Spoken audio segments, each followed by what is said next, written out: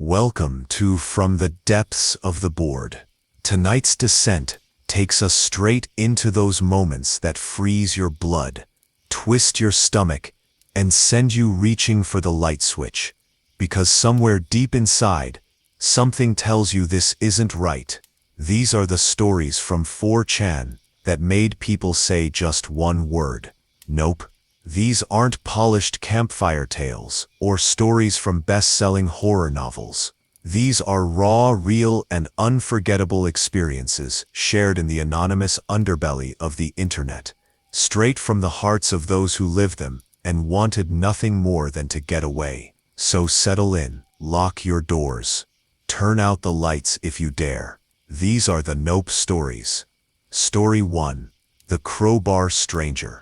This happened a few years ago, and to this day, I still get a weird feeling thinking about it. So I'm home alone, just hanging out, nothing out of the ordinary. Then I hear this knock at the door. I open it, and there's a guy standing there, real average looking, nothing immediately threatening. But something about the way he was standing felt off. He asks me if someone named Crystal is home. I tell him, nah. There's no one by that name here, and I start to close the door, but the guy doesn't leave right away.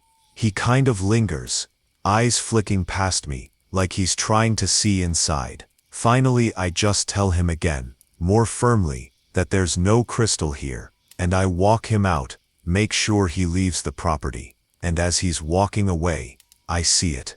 He's holding a crowbar. I never saw his face properly. Never found out who Crystal was supposed to be, but I still think about it sometimes. What would have happened if I hadn't walked him out? What if I'd left the door open a little longer? That's a solid nope from me. Story 2. The Victorian House Dreams. I was in 4th grade when this happened. My family was planning to move, and my mom found this old Victorian house that she was weirdly drawn to. I mean, she was really taken by it. It was the kind of place you see in horror movies. Vines climbing up the sides of the walls, a dusty old piano in the corner of the downstairs room, and just this heavy feeling in the air. Even at that age, I was already mentally checking out. Hard nope.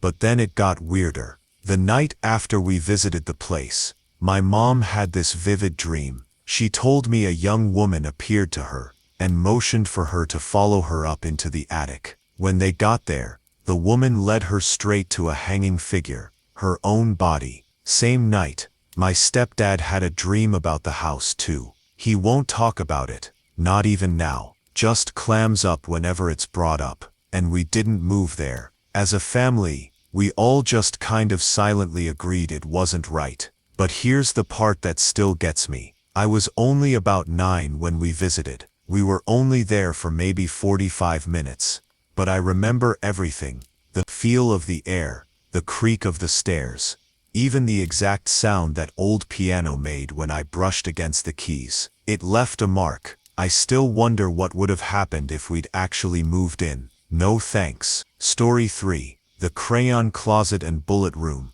I was about 13 when this all started. My dad had remarried, and we were all adjusting to the new family dynamic. He decided to turn the old downstairs office into a bedroom for my new stepbrother. Now this room had a weird little space under the stairs, walled off completely. My dad figured it would be the perfect place to turn into a closet. So one day, he goes full Here's Johnny mode, and hacks through the drywall. And that's when we saw it. The inside of the space was covered in crayon drawings, stick figures, scribbles, weird little symbols, like a kid had spent hours, maybe even weeks in there. And scattered around were a bunch of old dusty toys. That was creepy enough. But we also found a bullet tucked away in the debris. I got a bad feeling from that place, immediately. I didn't even want to look in the direction of that closet after that.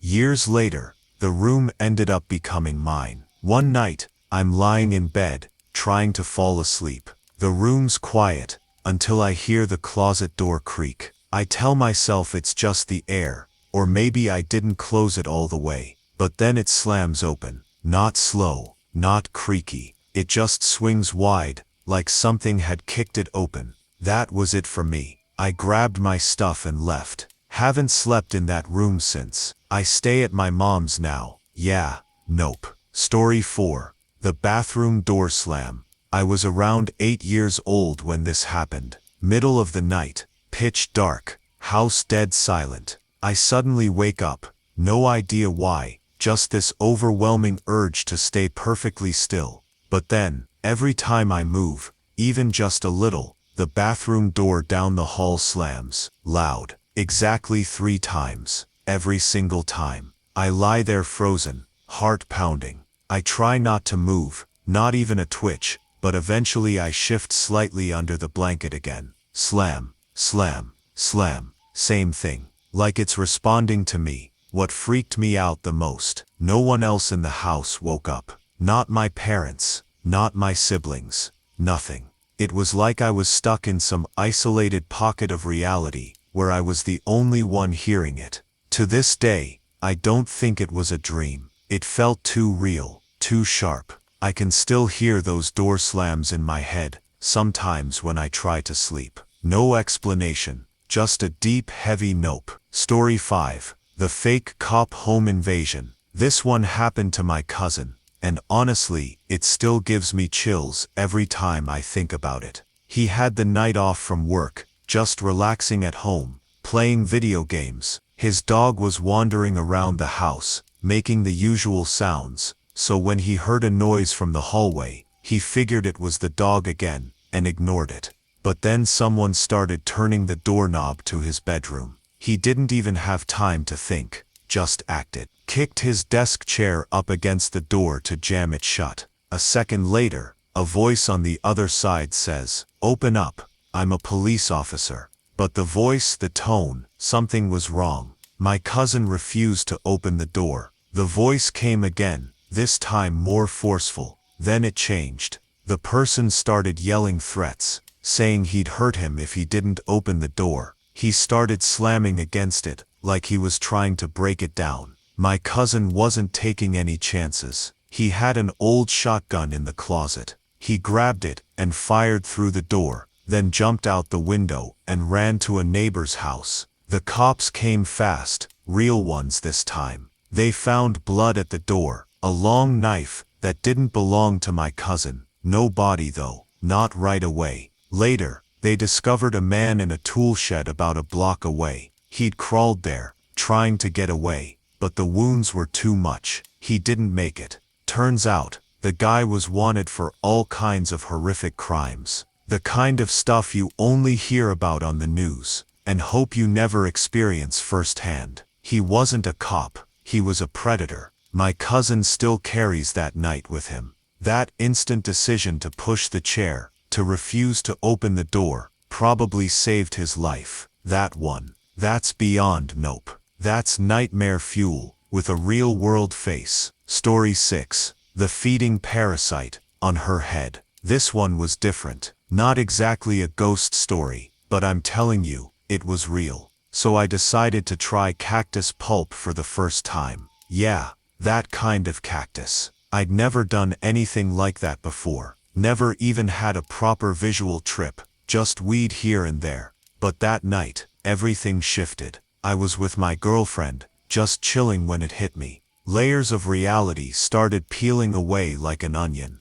That's the best way I can describe it. I felt like I was seeing the world from some other perspective entirely. And then I saw it. This massive thing. It was sitting on top of her head. It looked like some kind of mosquito crab hybrid, covered in hair, with twitchy limbs and these awful eyes. And it wasn't just sitting there, it was feeding. I saw it pulling out this weird gooey light from her mouth, like it was draining her energy or something deeper than energy, like awareness. I panicked. I don't even know how, but I somehow focused all my mental strength and banished it, pushed it out of my head, out of my field of vision. It vanished, and I felt everything snap back to normal. Later on, I had a great time, honestly. But I'll never forget that thing. I know what I saw. It wasn't just the trip talking. There was something real in it, something predatory. I've never looked at the world the same way since. There's more out there than we want to admit, and if those things are real, nope. Story 7. The sonar pinging intrusion. This happened when I was about 15 or 16. I was just lying in bed, reading like usual. Nothing weird, just winding down for the night. Then I heard this sound. It was faint at first, like a sonar ping. You know, the slow, echoey ping you hear in submarine movies. That's what it sounded like. I ignored it at first, figured maybe it was just something from outside, but it kept getting louder, closer, and then I realized it wasn't coming from outside. It was coming from above. That's when I got uneasy. The pinging started floating around, like it was circling the house. My nerves were shot by then. It didn't make sense. And then doors downstairs started opening and closing on their own. Not a breeze, not random creaks, full-on doors slamming shut and swinging open again. I stayed frozen in bed, couldn't move, couldn't even breathe right. Nothing else in the house was making noise, just that eerie sound and the doors. Eventually, it stopped. The pinging moved farther away, like whatever it was had lost interest. I barely slept that night. Next morning, I told my brother about it. He looked at me kind of weird, and said he didn't sleep either. Said he kept hearing what he called wooden knuckles all night. Like something was knocking softly, rhythmically. We still don't know what that was. But whatever it was, it came real close. Nope. Story 8. The porch footsteps and driving parents. I was 17 when this happened. Me and a few friends were hanging out at my friend's house one evening. Her dad and his girlfriend had gone out on a date, so we had the place to ourselves. We were just sitting in the living room, talking about random stuff. Nothing creepy, just regular chill hangout vibes. Then we heard footsteps on the front porch. My friend rolled her eyes and said, "Haha, very funny, Dad," thinking he was trying to mess with us or prank us. But just as she says that, I glance out the window, and we see her dad and his girlfriend driving up the road, just pulling in. They were still out. The porch was empty. Nobody was out there. No sign of anyone walking off. No animals. Nothing. Just those heavy footsteps on wood, and then nothing at all. We all just kind of looked at each other. Nobody laughed. We didn't need to say it out loud. We all felt it. Something had been standing on that porch, and whatever it wasn't her dad. Nope. Story 9. The pale woman at the piano. I was around 12 years old at the time, and I was home alone. Nothing unusual. It was just another quiet day. But I started hearing things upstairs. Faint noises, subtle creaks, little things that didn't sound right.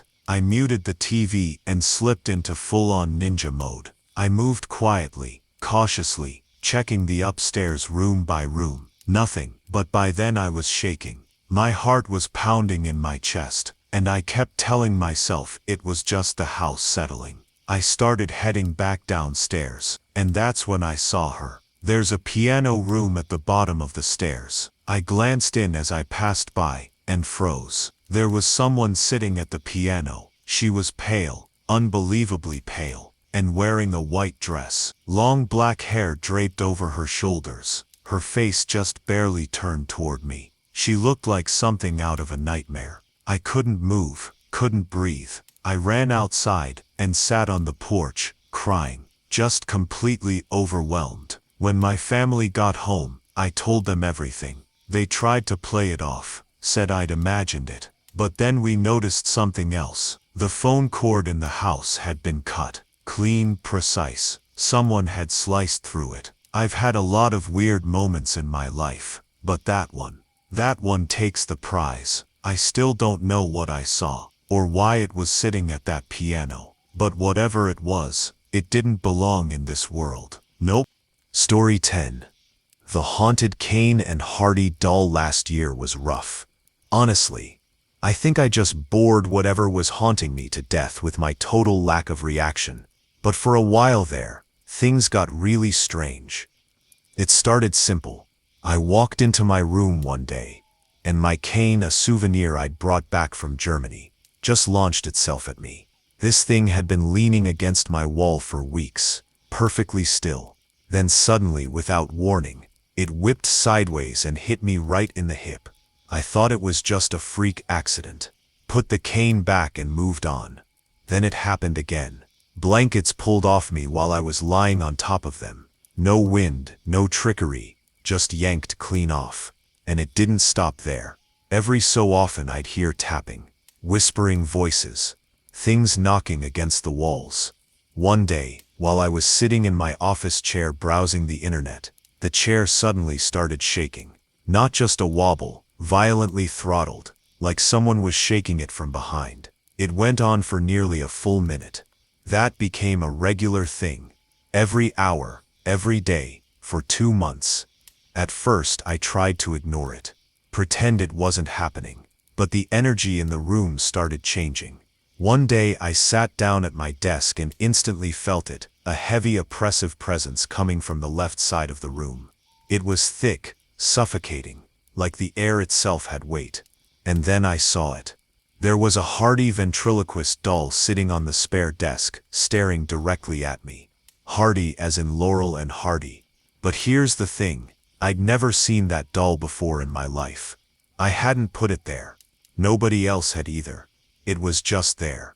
I stared at it, locked eyes with it. Didn't flinch, didn't run. I just said, out loud, "Go the heck away." Then I left the room to use the bathroom. When I came back, the feeling was gone, completely. The heavy pressure had lifted like it had never been there at all. And the doll's still sitting there. But it didn't look at me the same way again. I don't know if I scared it off or if it just got bored, but I haven't felt that presence since. Whatever it was, it knew I wasn't afraid.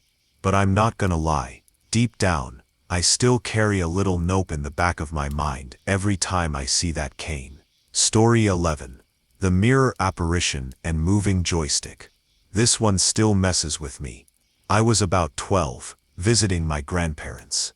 Their house was ancient, like over 250 years old, and had that kind of creaky heavy silence that just feels like it's holding a secret. You know the vibe. It already had me on edge before anything even happened. I was upstairs playing video games with my cousin. The TV was set up in front of this huge old mirror, and we were just hanging out like normal. My cousin got up to use the bathroom, and I stayed behind, still playing. That's when I heard it. Footsteps behind me. I turned around thinking it was him coming back, but he was still in the bathroom. There was no one there. I tried to shake it off, just kept playing. But then I felt it, something touched my back. Not just a draft or a trick of the mind. A clear, definite touch. I spun around again, still nothing. And then just as I turned back to the mirror, I saw her. There was a woman staring at me in the reflection. Old-fashioned clothes, pale face Victorian dress. She looked straight at me like she'd been watching the whole time. I ran out of that room so fast, I didn't even stop to grab anything. Just waited outside until my family came home. That would have been bad enough. But it didn't stop there. Fast forward a year. I'm 13 now. I'd started getting into paranormal stuff and thought maybe I'd go back into the room to test things out. My cousin came with me. We were playing a 2-player fighting game. Nothing spooky. Then he left to use the bathroom again. While he was gone, his character started moving. At first I thought maybe he was just playing a prank somehow. But when I looked at the controller, the joystick was moving on its own. No batteries. No trick. That controller was being used by something else. Another year passed. Now I'm 14. Out of nowhere, my dad tells me something he'd never mentioned before. He used to get haunted in that same house, at night, by a woman in Victorian clothes. The same kind of woman I'd seen in the mirror. I don't know what it was that lived in that house, but I'm glad we didn't stay long enough to find out. Nope. Story 12. The Hairy Hand in the Shed. This one's kind of ridiculous, but I swear to you, it happened exactly like this. It was late at night. I was lying in bed, watching whatever stolen cable channels I could find, just hanging out with my cats. It was quiet, normal. Then suddenly, I hear a thump. A big hairy hand comes reaching through the door of my shed. Just slides right in through the crack like it was feeling around. I lost it. I grabbed my busted old cell phone and called my buddy Ricky, who lived in the trailer next door.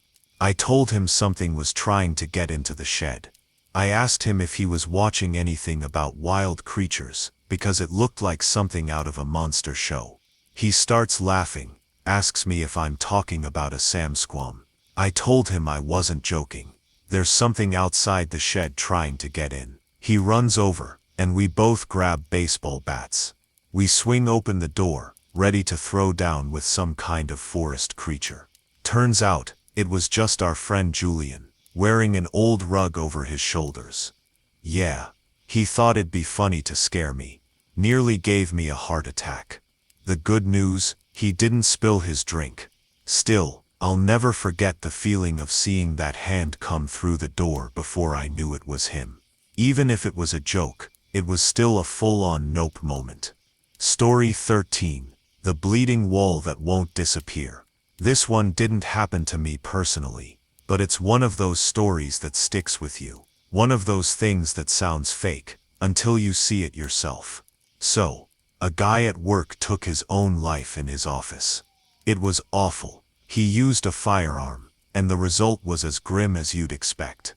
His blood had sprayed across one of the dividing walls in the room. After everything was cleaned up, the office was repainted. Fresh coats, over and over, but the stain kept coming back. No matter what they did, the outline of the blood would seep through the paint like it was etched into the wall itself. They painted again, replaced sections of drywall. Eventually they just knocked the whole dividing wall down and rebuilt it from scratch. And even then, it came back. Same spot. Same outline. Like the wall itself remembered what happened. They say there's no such thing as haunted paint or cursed drywall, but I don't know. Some things leave a mark deeper than physical stains. Some moments don't want to be forgotten. That's the kind of nope that stays with you. Story 14. The missing time on analog watch and dock. This one really messed with my head, not because it was terrifying, but because it felt impossible. It started with something simple. I had my alarm set on my iPod dock for work the next morning. I always double-check it, set for 6 a.m., like clockwork. But that morning I wake up, and the alarm's going off. At 6:18. Weird. Not a huge difference, but enough to throw me off. Then I check my cell phone. It says 6:42. That's when I realized something was wrong. Later that day at work, one of my coworkers told me it was time for my break. I glanced at my watch, thought it was early, but the store clock said otherwise. Way off, like a full half-hour difference. So I checked again.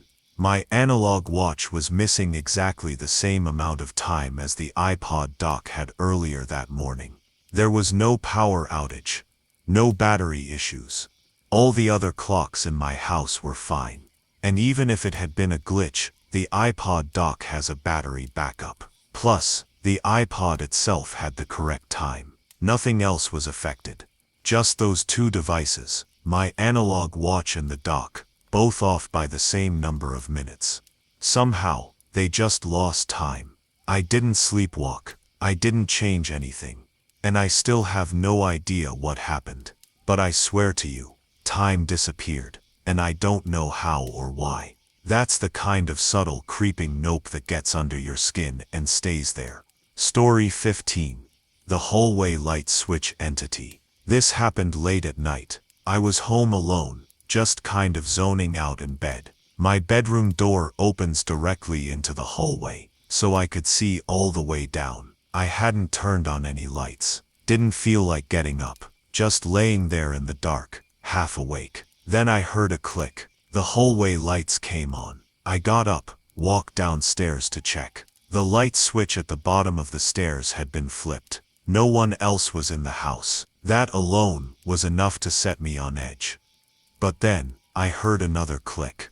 When I looked back toward the stairs, the light was off again. The switch had flipped back. And here's the thing, 2 different people, on different occasions, have told me they've seen a shadowy figure moving in that area. I'd never seen it myself, until that night. Now I'm not so sure it's just a story. Some things like to make themselves known in the quietest ways. Click. Nope. Story 16. The computer breeze and open window. This one happened during the day, which somehow made it even worse. You expect weird things at night, but not at noon with sunlight streaming in. I was downstairs, using my old computer, just messing around. Nothing unusual. Then I felt it, a breeze on the back of my neck. Not strong, just enough to make me pause. I figured it was from the open window behind me. Except, the window wasn't open when I came downstairs. I was sure of it. Still, I brushed it off. Told myself I must have just forgotten. I closed the computer, shut everything down, and walked upstairs without looking back. But the whole time, I couldn't shake that feeling, like I wasn't alone down there. It was just a breeze, just a window, nothing serious, but it still felt like a whisper from something unseen. And I'm not ashamed to admit it. Yeah, I noped right up the stairs. Story 17. Dog crying at the wall, plus name called alone at night. This happened after I moved into a new room in the house. It wasn't anything fancy, just a little space where I could play my games and chill out with my dog at night. She always stayed close, curled up next to me every evening like clockwork. Then one night, she started acting weird. She stood up, stared at one specific corner of the wall, and began crying. Not barking, not growling, crying. I tried to distract her, called her name, even offered treats, but she wouldn't budge. Her eyes stayed locked on that one spot, completely fixated, and she was shaking. I couldn't calm her down. I ended up picking her up and taking her to another room just to get her to settle. But it happened again the next night, and the next. For nearly 2 months, every time we were in that room, she'd stare at that exact same spot on the wall, and whimper like something was standing there watching her. Eventually, I gave up and moved back to my old room. I still don't know what was in that corner, but she saw something I didn't, and it didn't end there. One night, after my mom had gone out on a date with her boyfriend, I was home alone, just playing GTA in the middle of the night, 2 a.m. or so. I was deep into the game when I suddenly heard my name being called from the other side of the house. It was a woman's voice, soft, familiar. I froze. "Mom, is that you?" I called back, but there was no answer. I got up to check the front door. Nobody was home, just me, and that feeling again, that something was in the house, standing just out of sight. Nope. Story 18. The milk box feeling. This one's short, but it still gets to me. It was late, and I'd been reading creepy stories online. Typical night. I got hungry, and went to the kitchen for a quick snack. Just wanted some cereal before going to bed. The lights in the kitchen were dim and flickering, casting weird shadows across the walls. I grabbed a bowl, poured the cereal in, then reached into the fridge for the milk. As I turned around, I felt it. I don't even know how to describe it. Just this cold, heavy pressure, like something was looming over me. But we didn't have any milk. I wasn't holding anything. I looked down, and the milk box was still on the counter. But I swear, for that split second, I felt something standing behind me, watching. Leaning closer, I put everything down, and walked out. Didn't even eat. Just noped my way back to my room and shut the door behind me. Sometimes it's not about what you see, it's about what you feel. And that night, I felt something I still can't explain. Nope. Story 19. The cat in the porch, Jaws 3. And the blanket door sequence. This happened while I was taking a break from reading a bunch of creepy threads online. Ironically, this exact kind of thread, I stepped outside to smoke a cigarette, just trying to clear my head. My cat followed me out onto the porch, and just stood there, completely still, staring into the woods. At first I thought nothing of it. But then the hair on his back started standing up. He began making this high-pitched growling sound, low and constant, like a warning siren. It was unnerving. I finished my smoke and went back inside, but the weirdness didn't stop there. As soon as I stepped into the living room, I smelled cookies.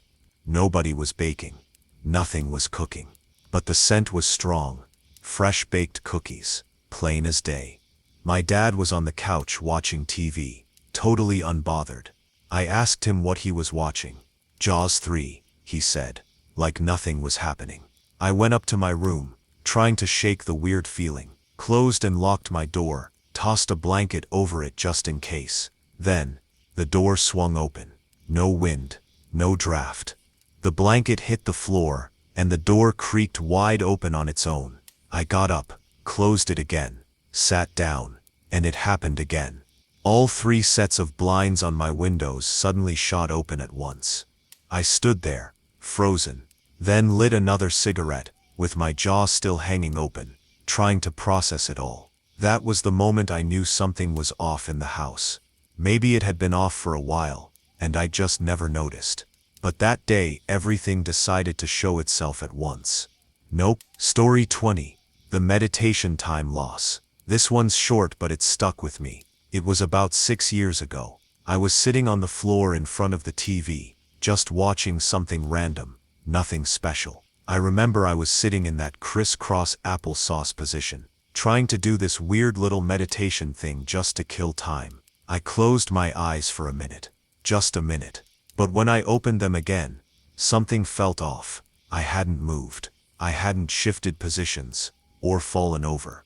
But I could feel that time had passed. More time than should have. The air felt different.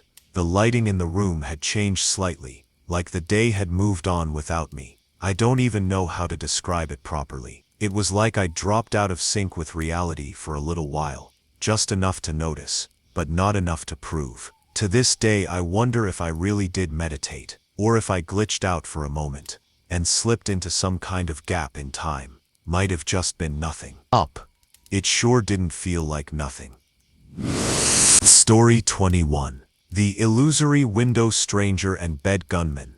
This one's a 2-parter, and both parts are weird in their own way. The first happened when I was coming home one evening with my family. We pulled into the driveway, and I stepped out of the car. As I glanced at the side of the house, I saw something in the window. There was a man, just standing there, staring at me through the glass. We made eye contact for a second. Then he ran off deeper into the house. I sprinted inside, thinking we were being robbed or something. But when I got there, the house was empty. And here's the kicker. There was no window where I'd seen him. That side of the house was just a solid wall. It messed with my head for days. Then not long after, I had another experience. This time while I was sleeping. I woke up in the middle of the night to loud banging sounds. I opened my eyes and saw a man standing over my bed, kicking at it, and pointing a gun straight at me. I panicked, started yelling, shouting, "No," over and over again. But the guy just stood there, staring at me, didn't move, didn't speak. Eventually, I realized it wasn't real. I have a history of sleep hallucinations when I'm overtired. I forced myself to calm down and tried to go back to sleep. The next morning, my brother asked me if I was up late the night before, said he'd heard loud banging, and someone yelling, "No," in the middle of the night. So maybe it was a hallucination, or maybe it wasn't. Either way, I didn't sleep easy after that. Nope. Story 22.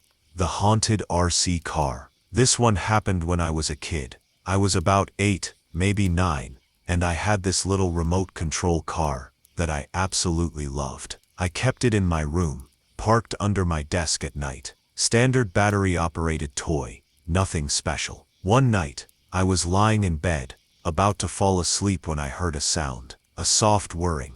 I rolled over and saw light, coming from underneath my desk. The headlights on the car were on, and then it started moving. It drove straight into the wall, over and over again, like something was pressing the controller. But the remote was on my dresser, nowhere near where it could be activated accidentally. No one else was in the room. No batteries had been changed. No switches flipped. It just turned on by itself. I jumped out of bed and ran out of the room like the floor was on fire. I never touched that car again. Nope. Story 23.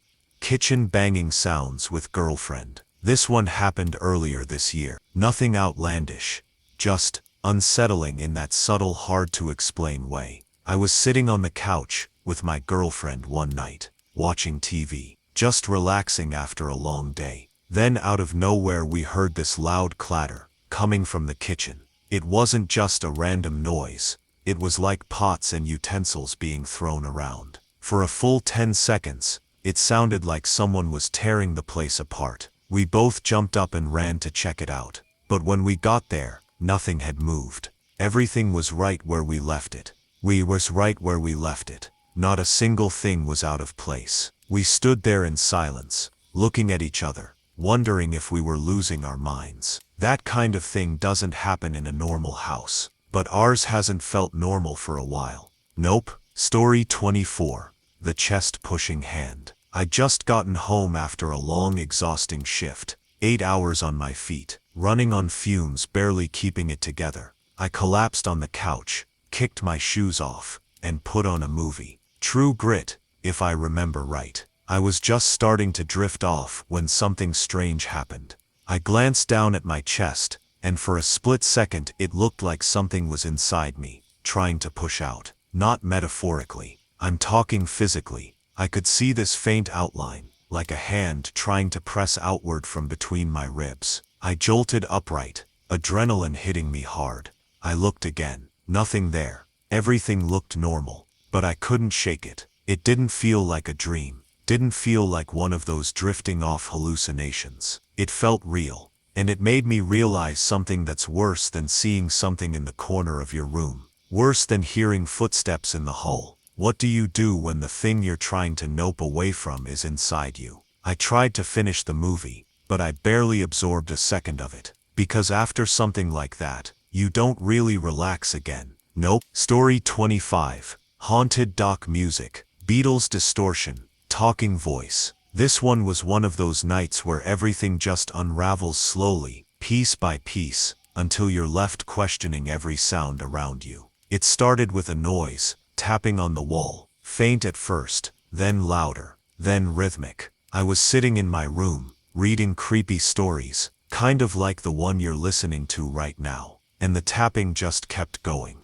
A few minutes passed, and it got louder, more frequent, still nothing visible. Just sound coming from the walls. Then my iPod dock started playing music. Thing is, it wasn't even plugged in. It didn't have a battery either. It was dead. The iPod wasn't connected. But somehow, music started playing through the speakers. I got up and yanked the dock off the shelf. Still the music kept playing. No device, no connection, just sound coming from speakers that shouldn't have been capable of doing anything. And then it changed.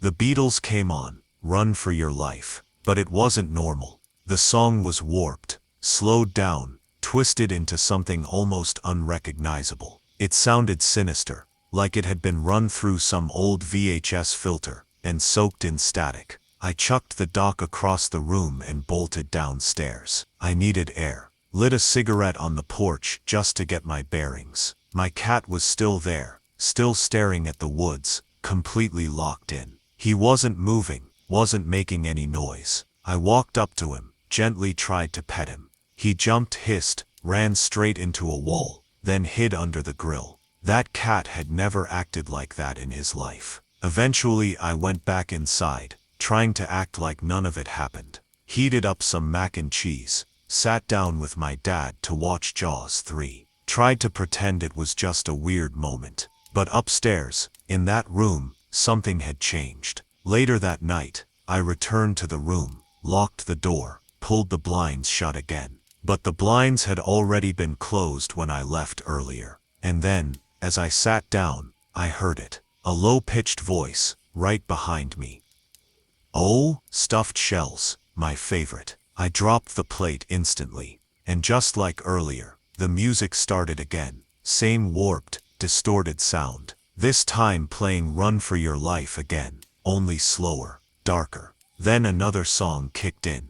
Animal I Have Become, by 3 Days Grace, except it sounded like it was playing from the bottom of a well. Nothing in that room made sense anymore. Everything had flipped. The air, the sound, the walls, like reality was just starting to unravel around the edges. I tried to ignore it, tried to pretend it wasn't real, but I know what I heard. I know what I felt, and no amount of mac and cheese is gonna make that kind of night feel normal again. Nope. Story 26. Escalating poltergeist activity and damaged door.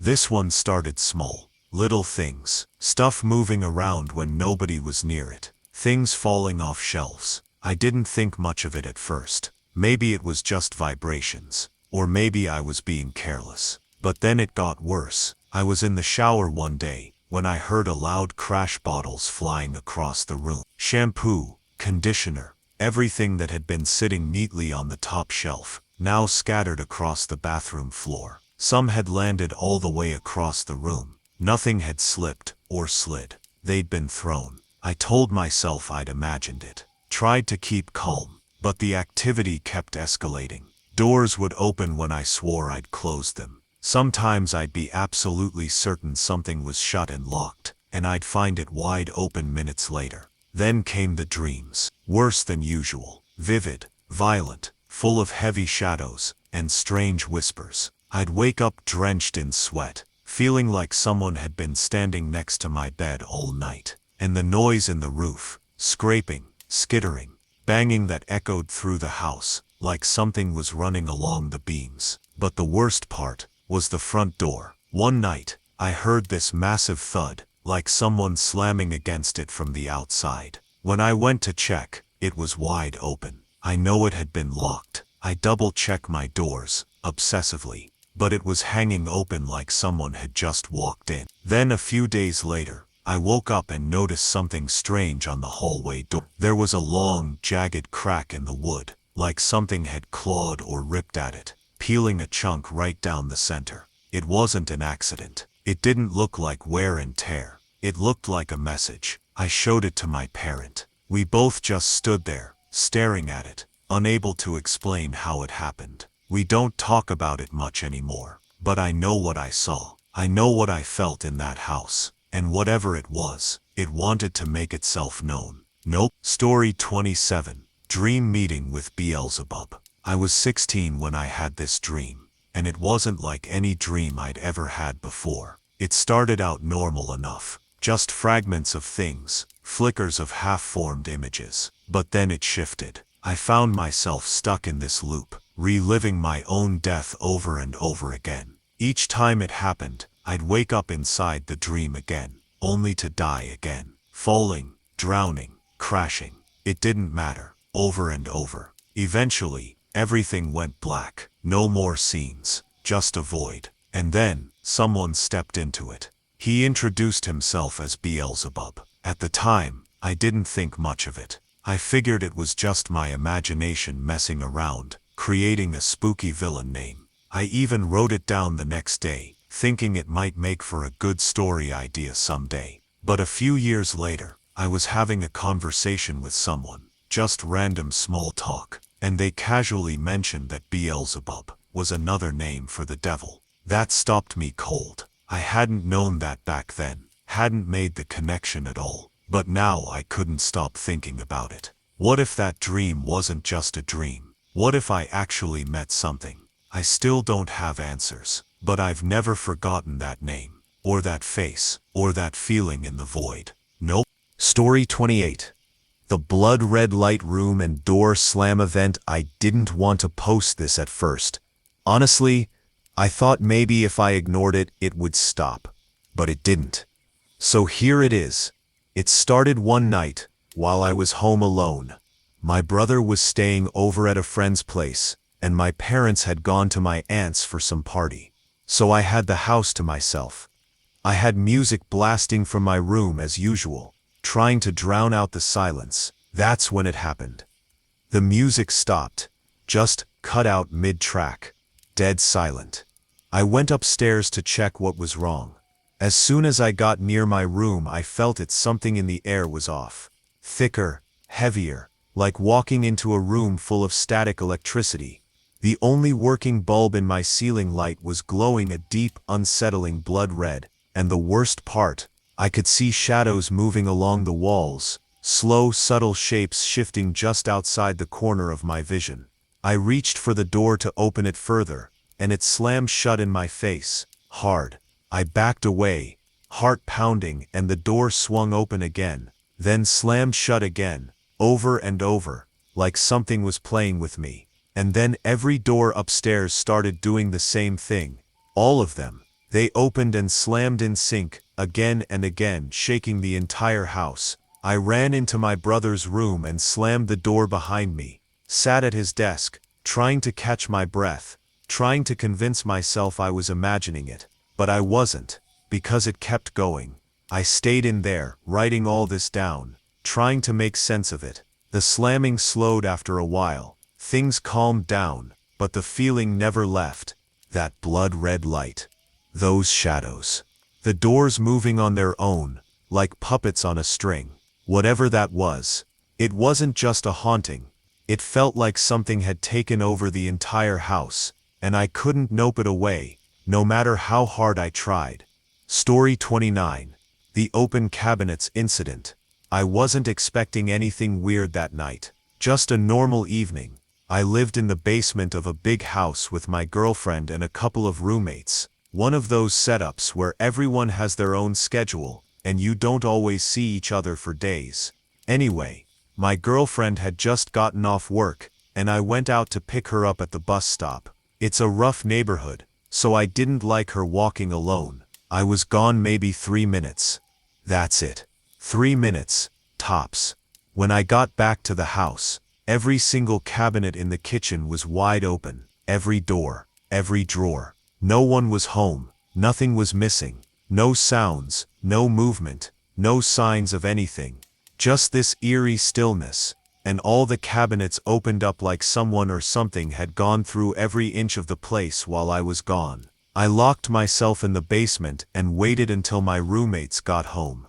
We checked everything. Still no explanation. I don't care what anyone says, that wasn't just a draft or a trick of the wind, that was something else. And I'm not going back upstairs alone again. Story 30. The False Arrival and Victorian Dollhead. It was winter around 7 p.m., and the three of us were sitting in front of the computer, me, my sister, and my brother. We were reading creepy stories online, just killing time. The house was dark except for the glow of the screen and the faint twinkle of Christmas decorations. You know, the kind subtle lights, not over the top. My mom always liked that old-fashioned look. We were the only ones home. Then we heard it. The front door opened. The familiar sound of our dad walking in.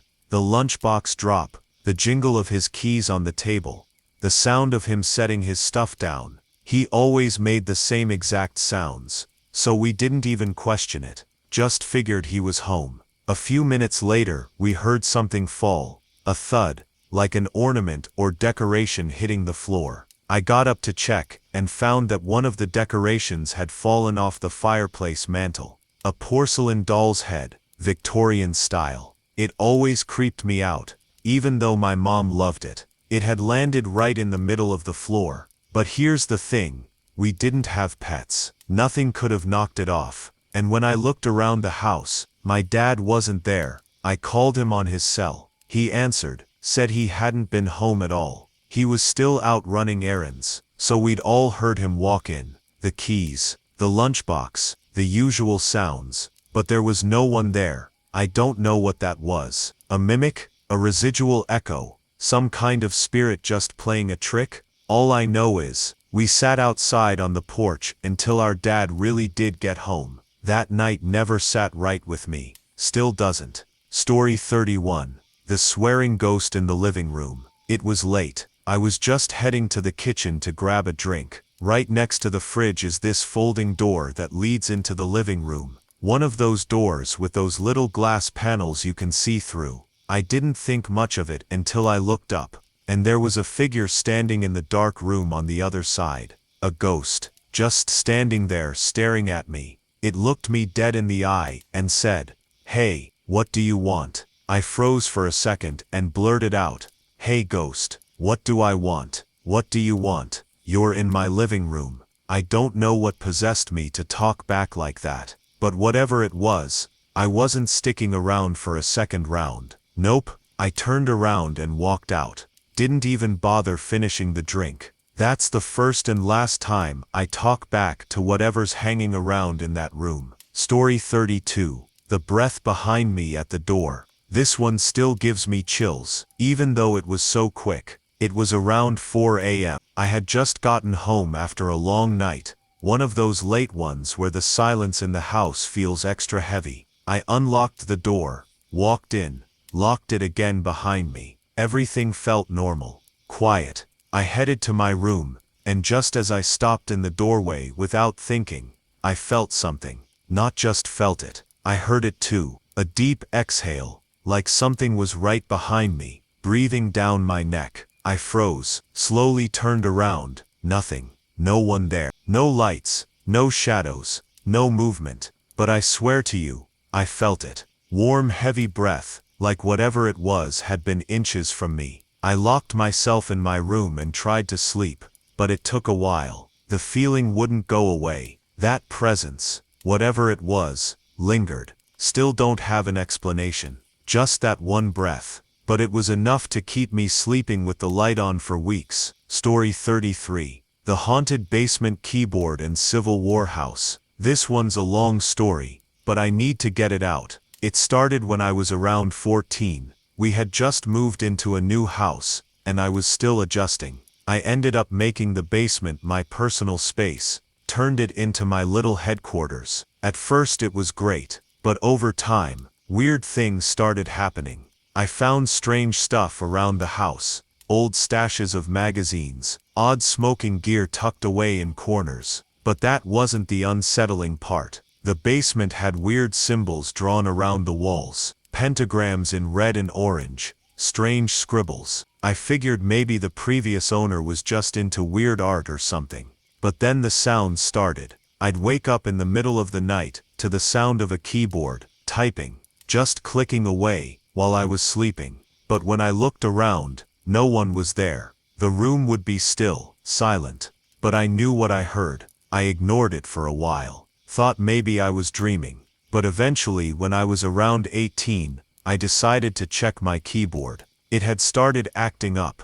Keys weren't responding right. When I pulled it apart to clean it, I noticed something strange. The A-S and left shift keys were all worn down, like deeply scratched and dented, like someone had been hammering them over and over, way more than any normal use could cause. Still, I let it go. But then when I was about 20, I started hearing clicking again, and the room would go ice cold. There was this smell sometimes, decay, like something old rotting. One night, I left Notepad open on my computer while I slept. The next morning, the screen was filled with text, just walls of A and S repeating, over and over. A-Tess, SS, A-Tess. It kept happening. 2 days straight, every time I left the notepad open. Sometimes it was just the letters, other times, actual words. It typed help once, over and over again. Another time, it typed my middle name,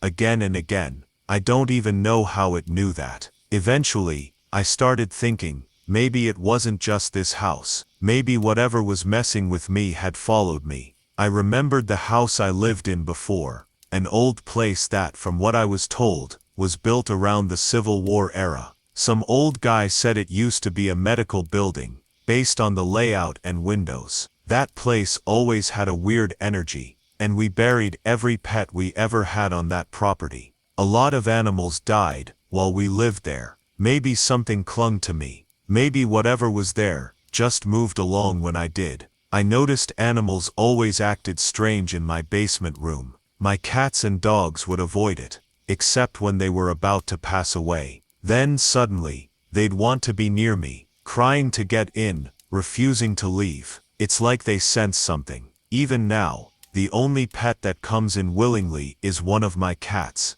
and even she seems on edge. Sometimes I think the spirits in this house, if that's what they are, know me better than anyone. And sometimes I wonder if whatever I brought with me is still watching me type this. Story 34. The parking lot cackling. An old woman. I didn't expect anything weird that night. I was just walking to my car in a parking lot. It was late, quiet, completely still. No wind, no birds, no bugs. Just that kind of dead silence that makes you feel like the world's holding its breath. Then suddenly, the air shifted. The warm stillness turned cold, bone-chilling cold. It didn't make sense. No breeze, no weather change. Just a wave of cold out of nowhere. That's when I heard it. Laughter. Not normal laughter. Maniacal cackling, echoing across the lot, sharp and twisted. I froze, spun around, trying to see where it was coming from. And then I saw her, about 30 yards ahead, standing right in the middle of the empty parking lot, was an old woman, long white hair, just standing there staring. I didn't wait around to get a better look. I bolted to my car, jumped in, turned the key, and tore out of there without looking back. No clue what she was. A person? A spirit? Something in between. But that sound, that laugh, it wasn't human. Not completely. Story 35. The conditioned panic and slamming door. This one goes way back. When I was little, like really little, I had this weird habit. Every night before bed, I'd cover my ears and my head. Not just a comfort thing. It was instinct. Something deep in me that said I had to. I didn't know why. I just couldn't sleep unless I did it. It felt like protection, even though I didn't understand what from. Eventually, I grew out of it. Started sleeping with my head uncovered. No big deal. Or so I thought. After a few nights of sleeping like that, things started to feel off. One night, I was lying in bed, nothing but a t-shirt and shorts, drifting off. I thought I heard a soft knock at the door. Just one, barely noticeable. I brushed it off. Then it happened again. A single muffled knock, still soft, but just loud enough to raise my awareness. I sat up slightly, resting on my elbows, and that's when it hit me. A rush of adrenaline, panic out of nowhere. My instincts were screaming that something was about to happen. Something big. Then, boom, the door slammed shut. Not just a gust of wind, not a creak. It slammed, violently, hard enough to shake the whole room. Left my ears ringing. I jumped out of bed, and ran straight into my parents' room. Didn't even bother explaining. Just climbed in like a scared little kid again. The weirdest part, no one else in the house heard the slam, and all the windows were closed. It was the middle of February. There was no explanation. No reason for that door to move like that. After that, I went right back to covering my ears and head every night, and I've never stopped since. Story 36. The Whispering Girl in the House. This all happened within a week, and it still creeps me out every time I think about it. It started when I was just taking the trash out one night. Nothing out of the ordinary. Just one of those late-night chores. As I was walking back, I heard it. A whisper, a little girl's voice, whispering my name. Soft, almost playful, but definitely not something you want to hear in the dark. Alone. I froze. Didn't see anyone. Just that voice echoing in my head. The next day, I tried to brush it off, told myself I imagined it. Later that evening, my dad asked me to go get something from the office room. I've always hated that room. Something about it feels heavy, like there's a presence lingering in there. Still, I figured it was nothing. Walked up to the door, hand on the handle, and I heard her again. Don't go in there. Same little girl's voice. Calm, but clear. I backed away. I didn't tell anyone. Just kept it to myself. Maybe I was losing it, but then it happened again. I was walking up the stairs one night, heading to my room. The hallway was dark, and I reached for the light switch. Don't turn on the light. That same voice. Same whisper. Same eerie calm. I didn't even hesitate. I turned and ran straight to the guest room where our exchange student was staying and slept there for the next week. I've lived in this house for years, but after that, I didn't feel safe anymore. Not because I thought something would hurt me, but because I felt like something was always watching. Story 37. The Flying Tomatoes in the Root Cellar. This happened when I was a kid, and I swear I still don't understand what really happened down there. We had this old root cellar beneath our house. One of those cramped, stone-walled storage spaces. Dark, damp, always smelling faintly of earth and old vegetables. I hated going in there, but I must have locked myself in by accident one day. I was just a kid, probably around 8 or 9. I don't even remember why I was in there. But I remember trying to stay calm. I figured I'd be fine, just wait until someone noticed I was missing. So I started singing to keep myself from panicking. It worked for a minute or two, but then it didn't. Out of nowhere I was hit by something. A tomato, then another, then another. I couldn't see where they were coming from. It was pitch black except for a faint sliver of light from the door crack. But I was getting pelted. Dozens of them, flying at me from the dark. I couldn't scream. I just curled up, covering my head while rotten tomatoes smacked against the walls, the floor, my back. When I finally got the courage to run for the door, it opened. I don't remember unlocking it.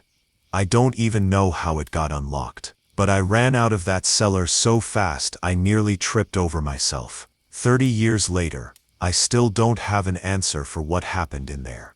There was no one around, no explanation.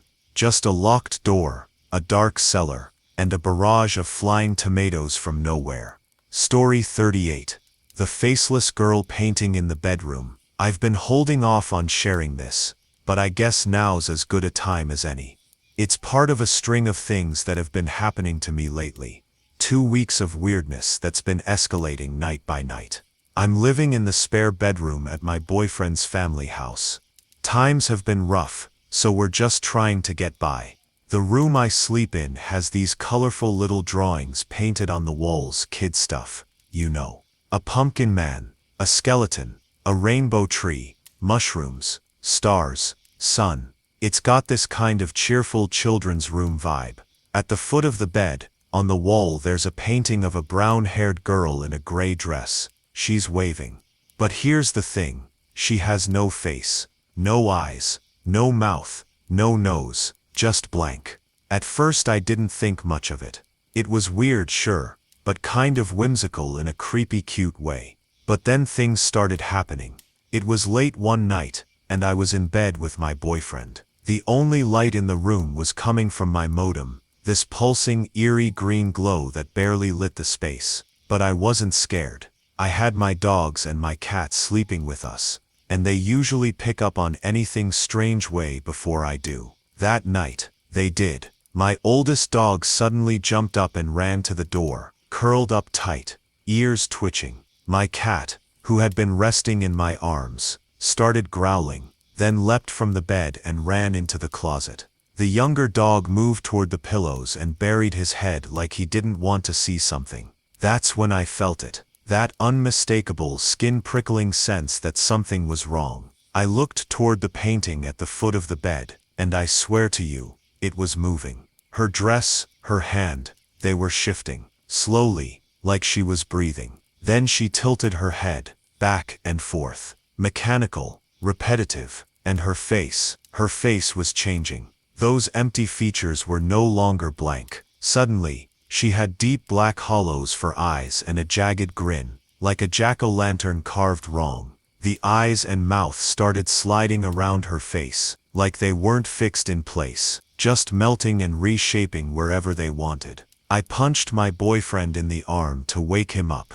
"Are you seeing this?" He sat up, looked straight at the painting, pulled his feet away from it, then collapsed back onto the bed, passed out. But not like he was asleep. He was hugging his knees, eyes fluttering, breathing fast, like he was stuck in a dream. I turned back to the painting. The girl shook her head, slowly, deliberately, like she was saying no. I knew in that moment that if I moved, if I screamed, if I did anything but try to fall asleep, something worse would happen. I forced myself to lie down, even though I was shaking. Eventually, I fell asleep somehow. In the morning I asked my boyfriend if he remembered anything. He did. He remembered all of it, but insisted it must have been a dream. But I know it wasn't. That was only the beginning. Since then, the activity has only gotten worse. Doors banging when no one's around, screens being pushed in from the outside, sheets pulled tight around my feet in the night, like something's trying to drag me off the bed. And that painting, she's still there, watching. I've been told to take it down, burn it, cover it, anything, but I can't. The room doesn't belong to me. It's part of my boyfriend's family home, and it turns out the painting was done by his older brother. Apparently, it was modeled after a girl he used to like years ago. I even found out that when the house was remodeled years back, this room was an addition, and ever since we rearranged things and exposed that painting again, everything started happening. The animals won't go near it. Even the fish in our breeding tank stopped reproducing when we moved it next to that wall. I've tried yelling at it, demanding it leave me alone. It only made things worse. Some nights, I think it's just messing with me, feeding off my fear. And honestly, I think it knows exactly what I'm afraid of. If it ever figures out how terrified I am of mirrors, game over. Story 39. The woman in the cul-de-sac, at dawn. This one happened right before a trip. A few of us were planning to hit a theme park the next day, so I was staying the night at a friend's house. Nothing out of the ordinary, just crashing on the couch, messing around, not really tired. Around 5 a.m., I still couldn't sleep. Figured I'd step outside, get some fresh air, maybe smoke a bowl and clear my head. So I headed out to my car. Quiet morning, not quite sunrise yet. That eerie, still hour, where the world's in limbo between night and day. I get to my car, unlock it, and as I'm about to open the door, I glance down the cul-de-sac. There's a woman standing there, long dark hair, white dress, or maybe a nightgown, just standing in the street, barefoot, still as a statue. I don't know how long I stared, just froze, heart pounding. Something about her felt wrong, not threatening. Exactly, just off, like she didn't belong to this place, to this time, like she'd stepped out of someone else's memory. I didn't even get in the car. I locked it, turned around, walked straight back inside, locked the front door behind me, locked my friend's bedroom door too, even though he told me later they never lock that door. Turns out it was just his mom. She likes to take really early walks before anyone wakes up. Still, I don't know. Maybe it was, maybe it wasn't. But I've never seen a morning walk feel that unnatural in my life. Story 40. The footsteps and voices in Dad's house. I was visiting my dad for a few days. He'd recently moved into a new place, nothing fancy, just a small house with a quiet vibe. His girlfriend didn't live with him, so most nights, it was just me and him under the roof. That first night, I stayed up late on the computer, probably around midnight. While I was sitting there, I heard footsteps in the hallway, slow, steady pacing, like someone walking back and forth. Then the steps stopped right in front of the computer room door. I figured it was my dad checking in on me, so I called out, "I'm good, just staying up a little longer. Good night." No response, but I heard the steps move away after that. Next night, same thing, footsteps. Hallway pacing, stops at the door. I say goodnight again. Steps leave. Third night, same routine. But then the fourth night hit different. I was lying in bed, and I heard voices. My dad and his girlfriend, talking downstairs in the foyer. I couldn't make out the words, but I could tell it was them. I heard them come upstairs, still talking, walking up and down the hallway. Same muffled conversation, same pacing. They stopped right outside my bedroom door. I told them good night. The next morning I asked my dad about it, told him I'd finally heard his girlfriend. But he just looked confused, said she hadn't been there. In fact, he'd been staying at her place every night since I'd arrived. He only came home that morning to check on a few things. I didn't know what to say. I'd heard them. I know I had. That night, he said he'd be staying at her place again, just like before. So there I was, alone in the house again. And sure enough, the footsteps came back. Voices too. just like before. They walked up and down the hall, paused outside my door, and then the doorknob started to shake. Not a gentle turn, not a creak. It rattled violently, like someone was trying to force their way in. I couldn't move. I just stared at it, frozen in place, until everything went quiet again. Next morning, I told my dad everything. He just shrugged and said, "Maybe it's upset you didn't say goodnight." I laughed, but I haven't been back since. Because if something's expecting me to greet it every night, I don't want to find out what happens if I forget. Story 41. The bedroom door that closed by itself. This one's short, but it still creeps me out when I think about it.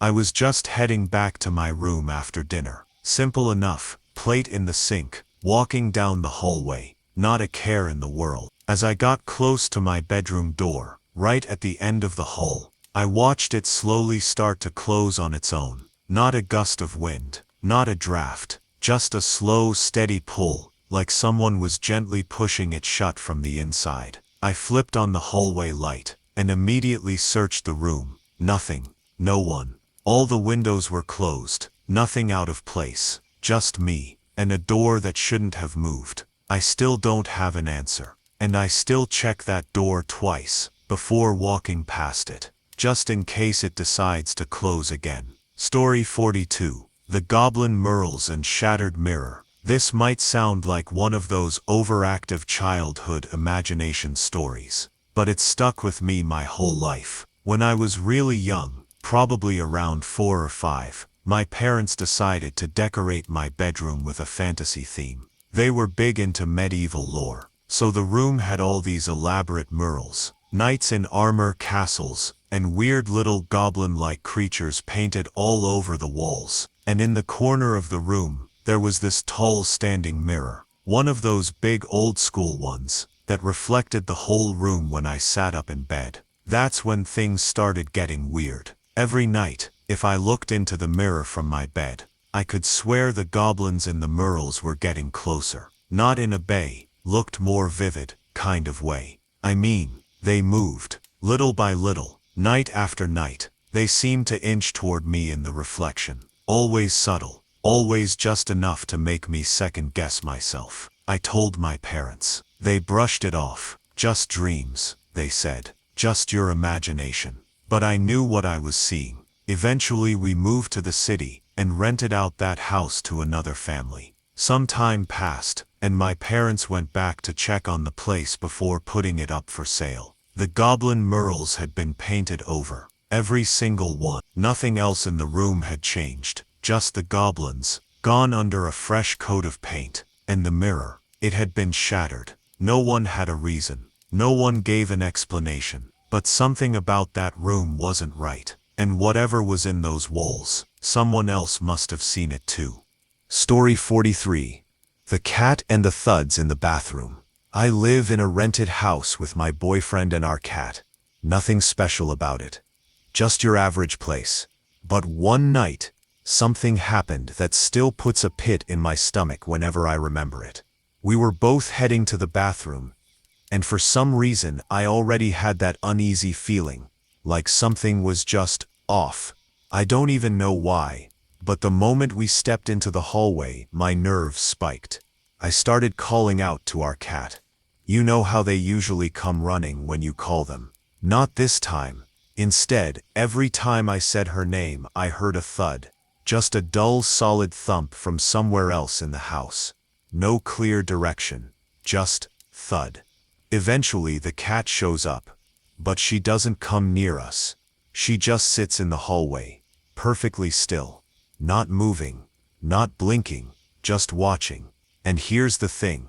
Every time I called her name again, more thuds. But she never moved. She was already there, and somehow the sound kept coming. She was right in front of us, completely still, but the thuds kept happening anyway. That's when I realized it wasn't her making the sounds. Whatever it was somewhere else in the house. And I didn't want to know where. Story 44. The Shadow Person Room and Physical Attacks. I'm still living in this room as I type this. Right now, staring at the wall where it all started. And yeah, I know how it sounds. But hear me out. It didn't start out bad.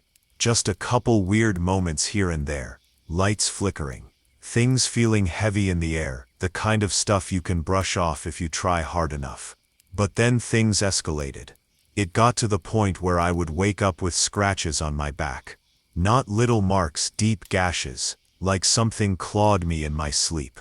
And before you think it was my own nails or a bad dream, let me tell you something. I recorded it. I had one of those old camcorders without any digital capabilities, just straight tape. I set it up overnight, hoping to catch something, anything. And the next morning, when I checked the footage, there was a figure, a massive dark shape standing over my bed.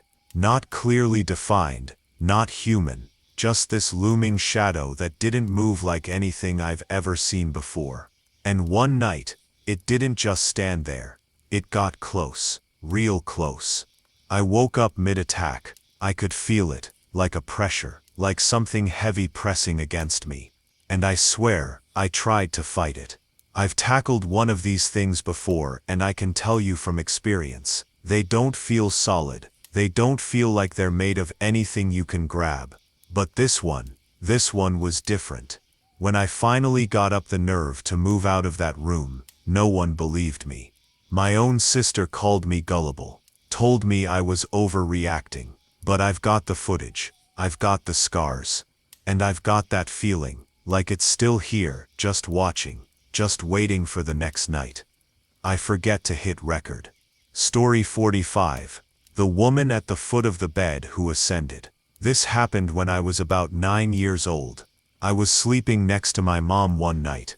Something I do sometimes when I felt uneasy or just wanted comfort. The room was completely dark, and everything was quiet. I remember waking up suddenly, just blinking and trying to focus my eyes in the darkness. And that's when I saw her. A woman was standing at the foot of the bed. At first I thought it was my mom. The silhouette was close enough, and I hadn't fully woken up yet. But then I felt my mom sleeping next to me. She was right there, breathing, warm, totally asleep. Whoever was standing there wasn't her. The woman's figure was dim, barely visible in the darkness, and I swear she looked like she wasn't fully dressed. Just this half-formed shape, eerie and still. Before I could even react, she started to rise. And I don't mean she disappeared or faded away. I mean she literally ascended, lifted slowly from the floor, straight up toward the ceiling, until she just started to blur and vanish as she touched it. I laid there completely frozen. Eventually I went back to sleep, but I never forgot what I saw. It wasn't a dream. It wasn't sleep paralysis. It was something else. To this day, I still wonder what she was, or what she wanted.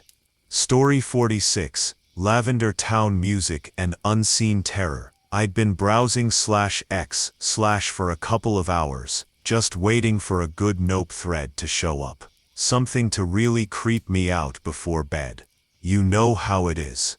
Then I stumbled onto something I hadn't seen in a while, an unedited version of the original Lavender Town Music. Yeah, that one. I'm not the kind of person who buys into all the Lavender Town Syndrome stuff, but something about hearing it again just felt off. It wasn't even the music itself, it was what came after. Right after listening, I saw OP's pic for this thread. I'd already seen it at least 10 times before. It never bothered me. But this time it hit different. As I was typing out a reply, I started tearing up, not crying, not emotional, just this weird involuntary reaction. Like my body was responding to something before my brain even caught up. And suddenly, everything felt wrong. Nope.jpg, nope.avi, nope.axe, nope.tx, every format imaginable. That's how my brain felt, just overloaded with this silent panic I couldn't explain. There wasn't a specific event, no shadow in the corner, no figure at the window. But the feeling, that was real. And it stuck with me long after I shut down the browser. Story 47. The garage door handle intruder incident.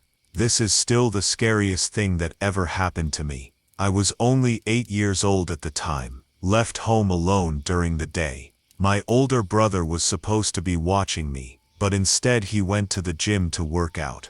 So there I was, just sitting at the piano in the living room, practicing like I usually did.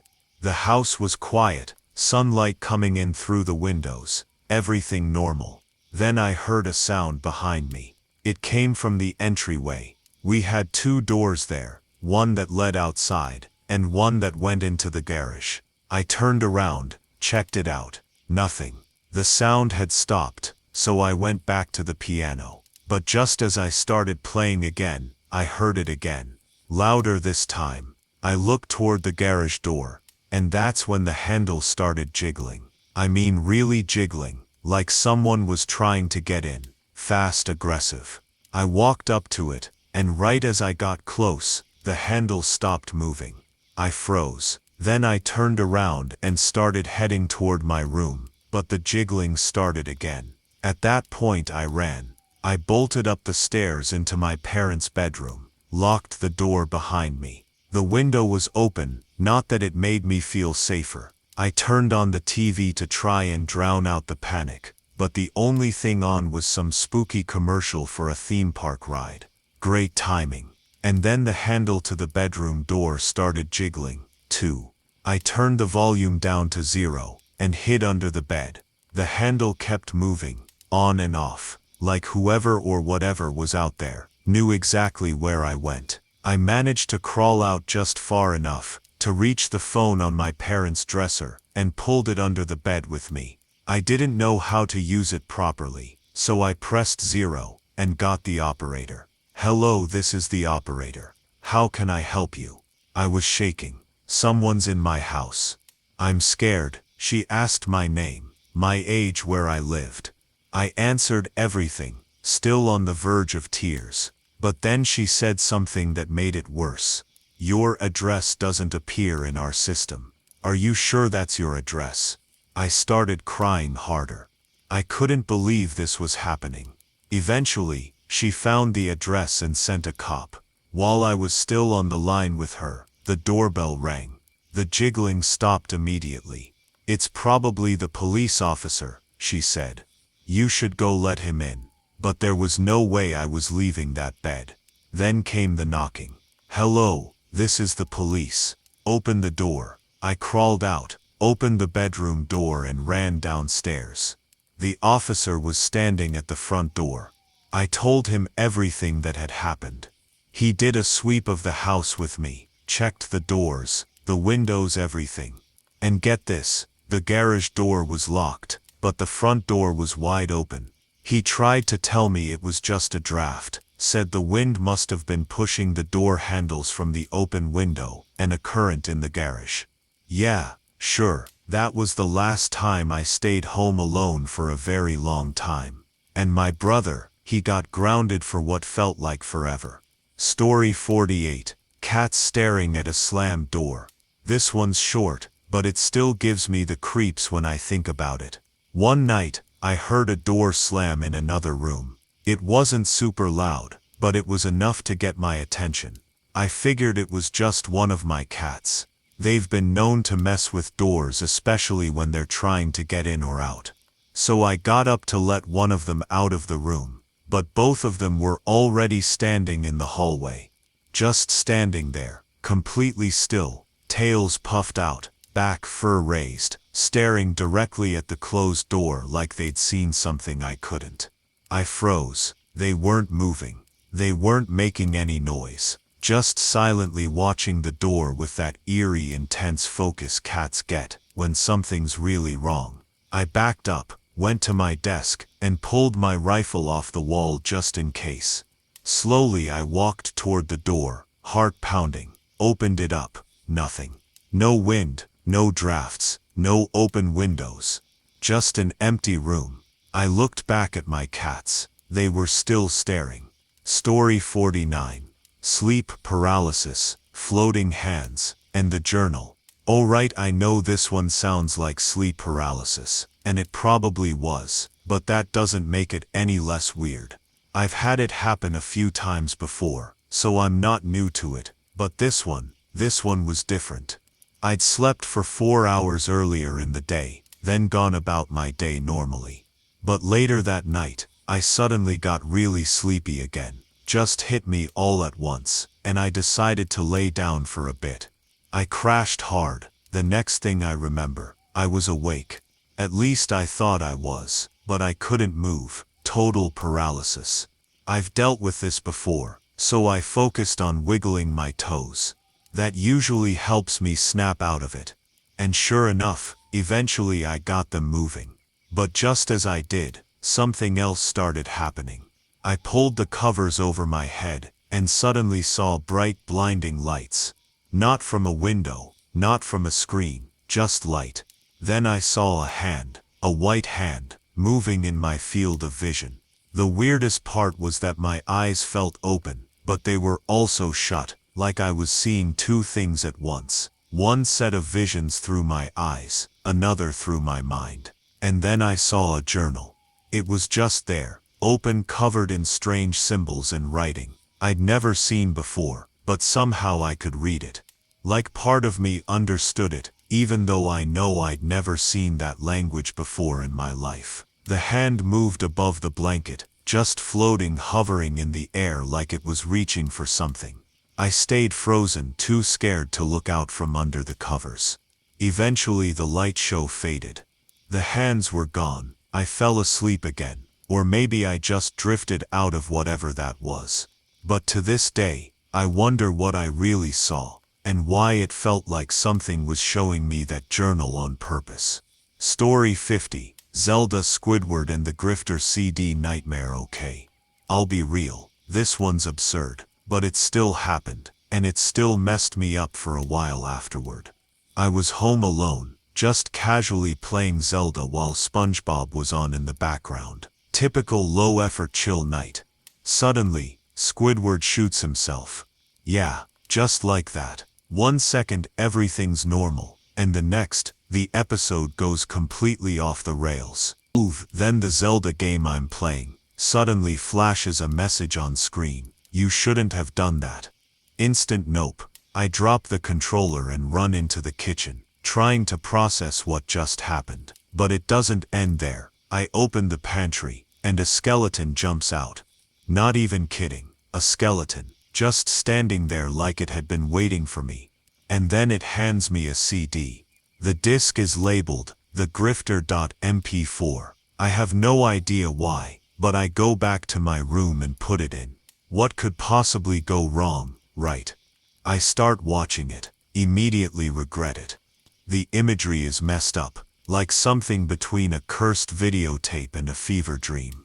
I swear I even started feeling physically sick. Then, and I know how this sounds, a creature called the Rake comes in and starts eating the bricks I metaphorically lost. Watching this whole thing, just staring at me the entire time, I tried to sleep. Then Slenderman shows up and punches both me and the Rake in the most awkward, surreal moment imaginable. Yeah, I know none of it makes sense, but that's how it happened. I don't even remember turning off the TV. I just crawled under my blanket and waited for morning. I still haven't touched that CD since. Story 51. Mysterious loud crash in Mom's room. This one was short but intense. I was 16 at the time, home alone because my parents were out of town. My cousin, who was 17, was staying over with me. We'd just gotten back home and were about to kick back and watch some TV when it happened. Suddenly, a loud crash echoed from my mom's room, like something had fallen hard. No footsteps, no creaks, just a single heavy impact. We both froze. Then instinct kicked in. I ran to the laundry room and grabbed the machete. I kept hidden there. My cousin picked up a broom. Yeah, a broom, and we both started yelling like maniacs. Who's in here? I'm going to find you. He banged on the bedroom door while I got ready to swing at whatever was behind it. We burst in, adrenaline pumping, and nothing. No one there. No sign of struggle. Nothing out of place. No broken furniture. Not even a fallen lamp. Just silence. To this day, I still don't know what caused that crash. But whatever it was, it sounded real enough to send us both into full survival mode. Story 52. Whispering woman in left ear with family nearby. This one happened when I was a teenager. I was just out walking in the winter. Nothing unusual. Just making my way home. It wasn't even that late. Just dark because of the season. I got home and stepped into the living room. My two younger sisters were on the couch watching Disney Channel. I think it was That's So Raven. And my mom was in the dining room. It's an open space, no walls separating the two rooms, so I could see everyone clearly. I closed the front door and took a few steps into the room, hugging the wall like I always did. Just routine movement. And that's when it happened. A woman's voice, started speaking directly into my left ear. I couldn't understand the words. It wasn't English. Could have been a foreign language or just something completely unrecognizable. But the tone, the sound of it hit me in a way I can't explain. I froze. I couldn't move. I couldn't even think. For what felt like half a minute, I just stood there, completely paralyzed, listening to this husky, unfamiliar female voice murmuring right in my ear. And here's the thing, everyone else in the room noticed. They saw me stop, saw me lock up. After it stopped, they asked what happened. But what could I say? It wasn't the TV. The voice came from the opposite side of the room. The speakers were weak anyway. No surround sound. Nothing that could explain what I heard. And it wasn't just sound. It was presence. Like someone was right behind me, speaking into me. Still haunts me when I think back on it. Whatever that was, it knew I was listening. Story 53. Mother's voice mimic, calling from the hall. This one still gets under my skin. I was 16, and I always stayed up late. 3 a.m. was normal for me back then. I was just about to go to bed, shutting everything down for the night, when I heard it. Someone called my name. Not a shout, just a calm spoken tone, like someone trying to get my attention. It came from down the hallway, and it sounded exactly like my mom. But here's the thing, she wasn't home. I stopped, trying to rationalize it. Maybe I was overtired. Maybe my mind was playing tricks on me. But then it happened again. Same voice, same calm tone, same hallway. It happened 2 or 3 times in the span of about 30 seconds, always from the same direction. There was no one else in the house. I didn't go to bed that night. I just sat in my room, door locked, trying not to think about what would have happened if I'd actually answered. Because whatever that was, it wasn't my mother. Story 54. Reoccurring nightmares. Every dream. I don't know if anyone else has dealt with this, but it's not just a nightmare I've had again and again. It's literally every time I dream. For the longest time, any time I went to sleep and slipped into a dream, it would be the same one. Not similar themes, not a recurring location. The exact same nightmare, over and over. Eventually it started to affect me in the waking world. I developed insomnia because of it. Not just being afraid to sleep, unable to sleep. Like my body knew what was coming, and tried to fight it off. There was a summer where I barely got any rest at all. I thought about seeing a doctor, because I couldn't go more than a day and a half without crashing hard. I even started hallucinating from exhaustion. One time, I just passed out cold from sheer fatigue. It's not just a scary dream, it's like something imprinted itself into my brain, like it was waiting for me every time I closed my eyes. People say recurring nightmares are a sign of trauma. Others say they can mean you're being haunted. All I know is when the dream hits, I know I'm back in that same place, and I can't get out until it's over. Story 55. Water voices, and the entity named Tommy. When I was around 12, I had this strange obsession with listening to the sound of water. The shower, rain, faucets, anything like that. I'd sit there sometimes, just letting the sound play in the background. But after a while, I started hearing something else. A voice, It wasn't every time, and it was never clear, just a soft young-sounding female voice saying my name. Always faint, always just out of reach. At first, I only heard it when the water was running, like it was hiding in the sound. But one day, I heard it when everything was quiet. That was the last straw. I didn't spend much time in that house. After that, eventually I moved, and nothing like that has happened since. But sometimes, when I stay up way too long, way past when I should be asleep, the voices start again. They don't call my name anymore. They just talk to each other. Conversations I can't quite understand. Not directed at me, just playing in the background, like a radio tuned into another dimension. Most of the time, I can't interact with them at all. It's like eavesdropping on something I was never meant to hear. Except for one time. That time, one of them spoke to me. Not a whisper, not a passing sound, a full conversation. The voice called itself Tommy. I don't remember what we talked about. I just remember that name. Tommy. Story 56. Shadow Walker disappearing in the street. I was driving home one night, after dark. Nothing unusual, just the end of a regular day. That's when I saw them. Someone in all black standing near the curb like they were about to cross the street. I slowed down, glanced into my mirrors for a second, just to make sure no one was behind me before hitting the brakes. When I looked back, they were gone. Not walking away, not running, just gone, vanished. I scanned the whole area. It was just an empty parking lot. Nowhere they could have gone that fast. No cover to hide behind. It made no sense. But then something clicked. When I was a kid, I remembered hearing a story, a Native American legend, something about shadow people. They weren't just ghosts or spirits, but something older, more powerful, something tied to the land itself. And this town, it was built on sacred mountain land. I don't remember the exact name from the story, but I think they were called Shadow Walkers. I'm not native myself, so I only ever heard bits and pieces, stories passed around from older kids,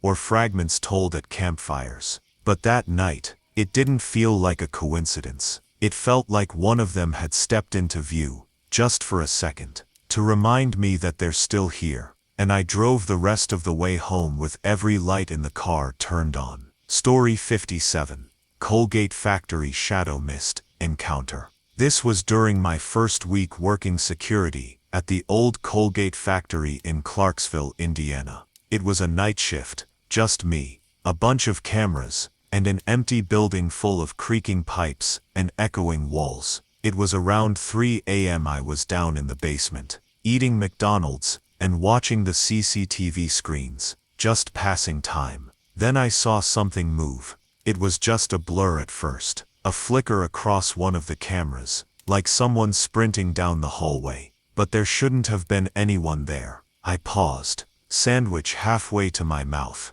and turned up the volume on the feed. Nothing. Then I heard it, the sound of footsteps coming toward me. Not regular footsteps either. The slow, deliberate clink-clink of cowboy boots on concrete. I grabbed my can of bear mace and bolted up the stairs, phone in hand, ready to call the cops. I made it outside, and stood in front of the building, just trying to figure out what the hell had just happened. And then I saw it. A black mist started forming in the office window on the first floor. It was thick, heavy, like a cloud pouring into the room, and then it just vanished. Like someone hit a switch, and it dispersed into nothing. I didn't wait around to see if it came back. I got my paycheck, handed in my badge, and found a better job. Later on, I heard other people had stories about that place. Some said the sound of boots walking around their homes was common, especially near Wathen Park in Louisville. Maybe the old settlers never left. Story 58. Creepy image thread and moving JPG. It was late at night, perfect time for some spooky browsing. I was on /x/, scrolling through a creepy image thread, just killing time, hoping something decent would pop up. Then one thumbnail caught my eye. It didn't even look that scary at first, just a dark room, kind of grainy. But there was something in the corner, something I couldn't quite make out. I clicked to enlarge the image, trying to get a better look. And that's when it moved. No joke, the thing in the corner started shifting. Just a subtle motion at first, enough to make me question what I saw. But then it moved again, and there was no denying it. This wasn't just a static image. It wasn't a GIF either. I checked. It was just a JPG, or at least it was supposed. But that thing, whatever it was moving. I slammed the tab shut, closed my browser, powered down my computer, and stared at the black screen for a minute, before deciding that wasn't enough. I unplugged it completely, then actually picked it up and moved it across the room, just in case. Still don't know what that thing was. Still don't know how a JPG can move. But I know what I saw, and I'm never clicking random image threads at night again. Story 59. Cursed coin in Indonesia and night disturbances. I was traveling through Indonesia at the time, just doing the usual tourist stuff, visiting temples, hiking through the forest trails. One afternoon, I was walking along a path near a temple, when I spotted something half buried in the dirt. It was a coin. Nothing fancy, just an old-looking piece of metal, with worn markings. I picked it up without thinking much of it, slipped it into my pocket, and kept walking. That night, everything changed. Doors and windows in my hotel room started shaking violently, slamming shut, rattling like there was a storm outside. But when I looked out the window, it was calm. No wind, no rain, just still, quiet air. Then came the dreams. I was surrounded by figures, men covered in ash, their eyes hollow, their movements slow and deliberate. They didn't speak, they just circled around me, over and over, like they were waiting for something. I woke up in a sweat, heart pounding, and immediately remembered the coin. I dug it out of my bag, and stared at it. Something about it felt wrong now, like it was heavier, colder than before. I don't know if it was just my mind playing tricks on me, or if it really had changed. But the next morning, I walked back to that same path, and left it there. Haven't had a dream like that since, but I still wonder if someone else picked it up after me. Story 60. Tapping on the window and the figure by the streetlight. This happened last year, right around mid-October. I remember because the nights had just started getting colder, and I was in my room, trying to stay warm. My room's kind of weird in layout. It's on the second floor, long and narrow, split between a carpeted area and an attic. There's a window on either end. One faces our driveway, the other looks out toward the neighbors. That night it got especially cold, so I went to shut the windows. It was late, probably past midnight, and I was just casually browsing 4chan with the lights on. Then I heard it. Tap, tap, tap. It was soft at first, almost rhythmic. I tried to brush it off, thinking maybe it was the wind or a tree branch, but there aren't any trees near that side of the house. I went to the window that faces our driveway and opened the blinds. Nothing. As soon as I looked out, the tapping stopped. I figured I was just being paranoid. Closed the blinds, turned around and sat back down at my desk. Tap, tap, tap. It started again. Same rhythm, same sound. I got up again, heart pounding now. This time I turned off my light before opening the blinds, so I could see better outside. Nothing was immediately visible. The house across the street was dark. No movement in our driveway. But then I looked toward the street corner. There was someone standing directly underneath the streetlight, just standing there. I leaned in closer, squinting to get a better look. I couldn't make out much detail, but I could see their arm raised. They were moving their hand back and forth in sync with the tapping. That's when I flipped out, closed the blinds, turned the light back on and ran to my bed. Not 30 seconds later, I heard knocking at the front door. Not just a knock or two. Continuous, aggressive knocking. It just kept going, louder and louder. My mom opened my bedroom door. "Who is knocking like that?" she asked. "I don't know," I said. "But it won't stop." She went to check, and I heard her open the front door, then immediately slam it shut. Silence. Then the knocking started again. I snuck downstairs to try and figure out what was happening. I couldn't find my mom anywhere at first, until I went into her room and found her sitting on the bed, pale-faced, staring at nothing. "What was it?"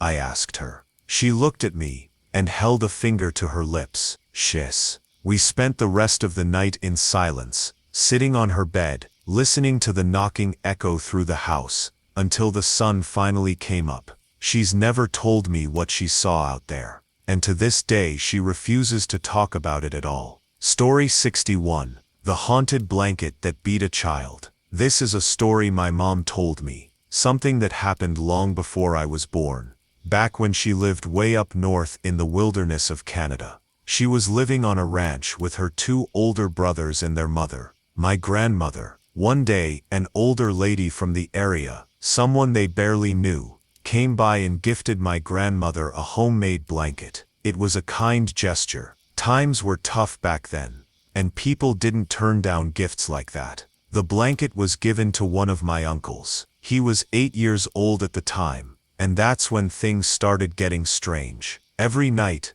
that blanket would, and I'm not even kidding, beat him up in his sleep. He'd wake up with bruises all over his body and complain about violent nightmares. The first night, everyone figured it was just coincidence. Maybe he thrashed around in his sleep.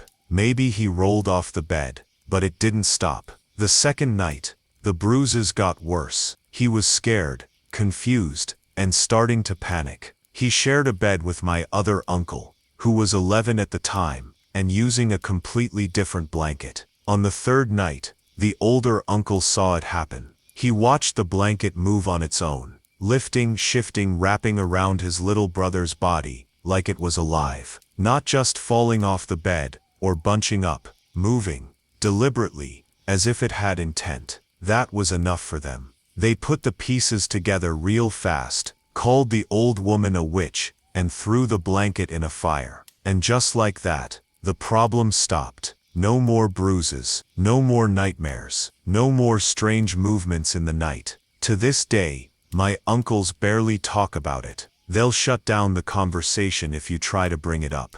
But my mom swears by it, and I believe her. Story 62. Vanishing Banana Vendor on the Road. This one's short, but it's one of those stories that sticks with you because it makes zero sense. I was traveling through a mountainous area, somewhere remote and quiet, just a long road stretching out ahead, barely any traffic. That's when I saw her. A woman standing by the side of the road with a small cart, selling bananas. Nothing weird about that at first. Just someone trying to make a living. I pulled over to take a look, but when I stepped out of the car, she was gone. Cart and all. I stood there for a second, confused. There was nowhere she could have gone. No trail, no trees to hide behind, just open road. But the bananas were still there, laying on the side of the road, like they'd just been left behind. I didn't even think. I got back in my car and drove to the hotel. Didn't touch the bananas, didn't look back, just noped all the way out of there. Story 63. Driveway Shadow Figure. Turns out to be cousin. It was just after midnight, around 12:15. And I was leaving my friend's house. He lives in a rural area, long driveway, not a lot of neighbors, so it's usually pretty quiet and dark out there. I walked out through the back door and started making my way to my car. There's a little parking spot halfway down the driveway where I usually leave it. That's when I saw someone. A tall figure, standing dead still halfway down the driveway, head tilted down, body completely motionless. I froze. I started walking slowly, making sure my footsteps were loud, hoping that if it was someone I knew, they'd say something. Nothing. My heart was racing the closer I got. This was the kind of moment you brace yourself for, like something straight out of a horror movie. When I was just a few steps away, I realized who it was. It was my friend's cousin. He wasn't supposed to be there. Earlier in the night, he said he was heading to a friend's place to crash, and he'd already left. So what was he doing? Just standing there in the dark, not moving. Not saying a word, I asked him, and he just shrugged like it was no big deal. But I'll tell you this, in that moment, before I recognized him, I thought I was about to die. I was positive it was some random stranger waiting to ambush me. Still gives me chills when I think about it. Story 64. The laughing voice behind you in a video game. This one caught me off guard because it started out completely normal. I was 13, home alone, just playing some random video game. One of those happy upbeat titles, with a cheerful soundtrack. Nothing dark, nothing creepy, just your standard feel-good background music looping while I focused on the game.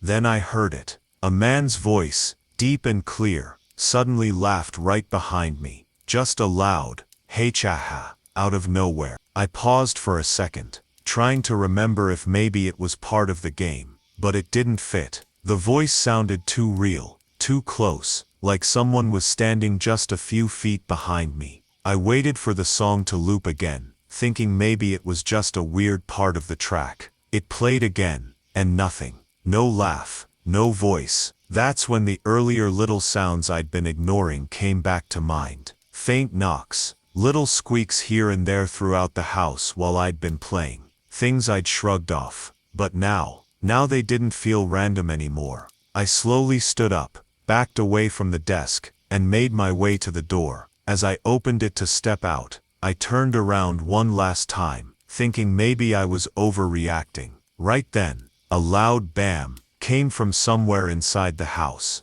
That was enough for me. I locked the door behind me and waited outside until someone came home. Story 65. Dumpster figure and car headlights. Grab incident. This one happened while I was taking out the trash at work. Nothing paranormal at first, just a regular late-night shift. The building next door had been out of business for a while, so there were no lights on near the dumpster area. Just pitch-black shadows, stretching across the pavement. I carried the trash out, walked up to the dumpster, tossed the bag in. Then I noticed it. There was a figure standing behind the dumpster, shadowy, unmoving, like it had just been waiting there. I froze, unsure if I was really seeing what I thought I was seeing. Then a car started nearby. Headlights flicked on and aimed directly at me. I got hit full beam, completely blinded for a second. And right then, something grabbed my arm.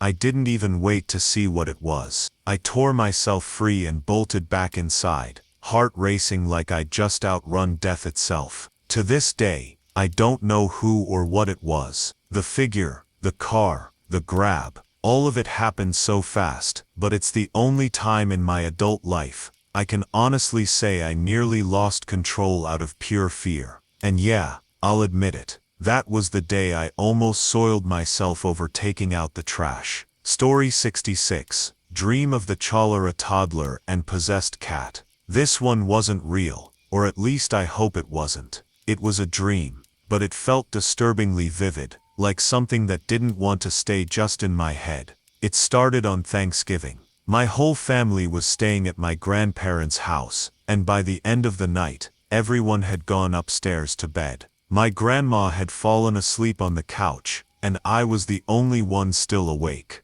I let the dogs out into the yard, and stepped outside for a bit of fresh air. That's when I saw him, a toddler walking alone down the sidewalk. He was small, clearly underfed, and had a bloated stomach, just wandering down the street in the dark. Then this white couple appeared out of nowhere. The woman picked the kid up and said, "Oh, look at his belly." That's when I said something strange. I told her the kid had cholera, and she just dropped him, slammed him down onto the pavement, like he was nothing.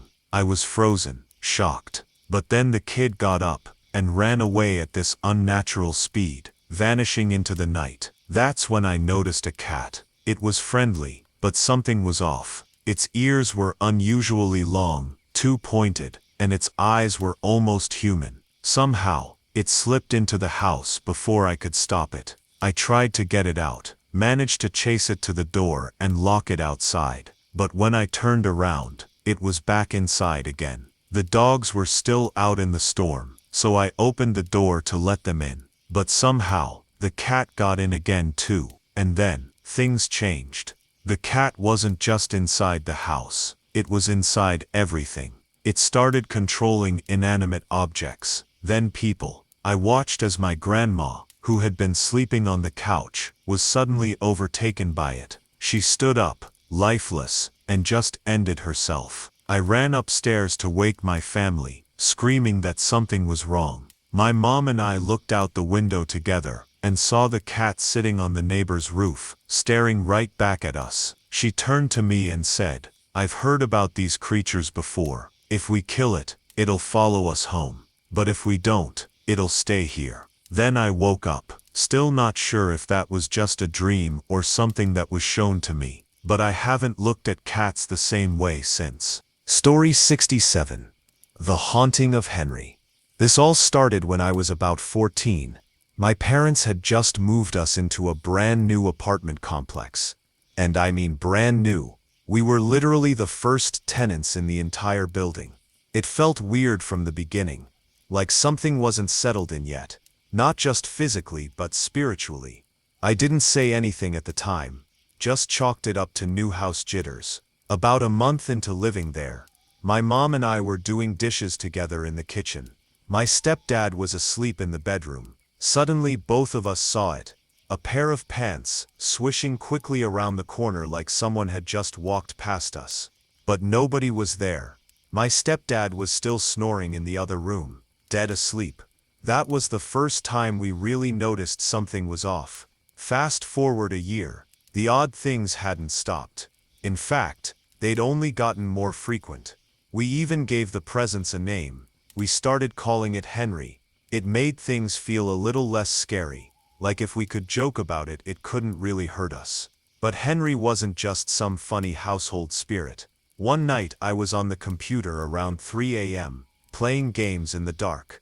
Suddenly I felt my hair being brushed to the side, just gently, like someone was moving it away from my face. I spun around, but no one was there. I tried to ignore it, go back to my game. A few minutes later, I felt something brush against my leg. This time I ran straight to my bed and didn't move until daylight.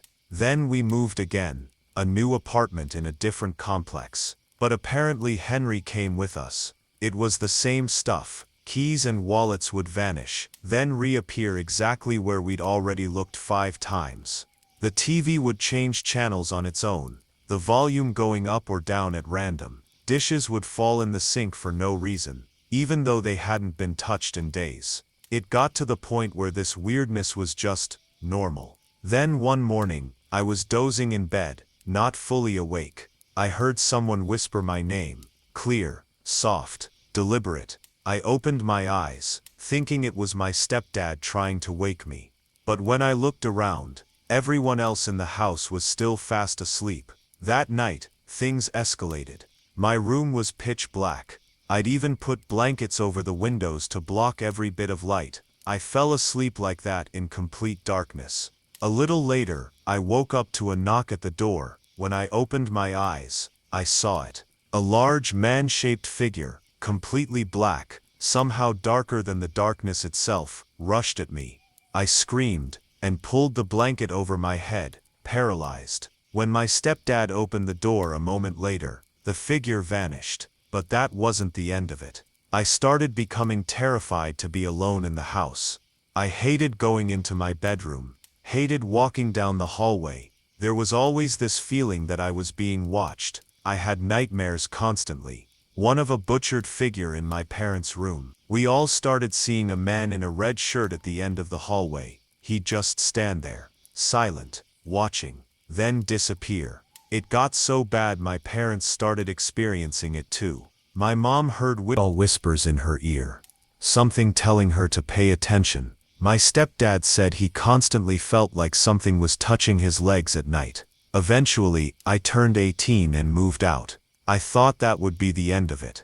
But 5 years later, I went back to visit my mom, now pregnant with my first child, and with my husband in tow. I hadn't told him anything about what went on in that apartment. I figured, what was the point? While we were out at a party one night, my husband stayed home alone at the apartment. On the way back, he told me that he'd felt off the entire time. Cold, anxious, like something was watching him, especially in the bathroom. That's when I finally told him everything. He just stared at me for a while and said, "I'm never going back there again." And honestly, I don't blame him. Story 68. The Faceless Painting Girl. I didn't really think much of the painting at first. It was just some swirled mess of dried paint. Abstract, kind of eerie, but nothing overtly threatening. Still, something about it unsettled me. It was just off. Every time I looked at it, I felt like it was looking back, even though it didn't have a face.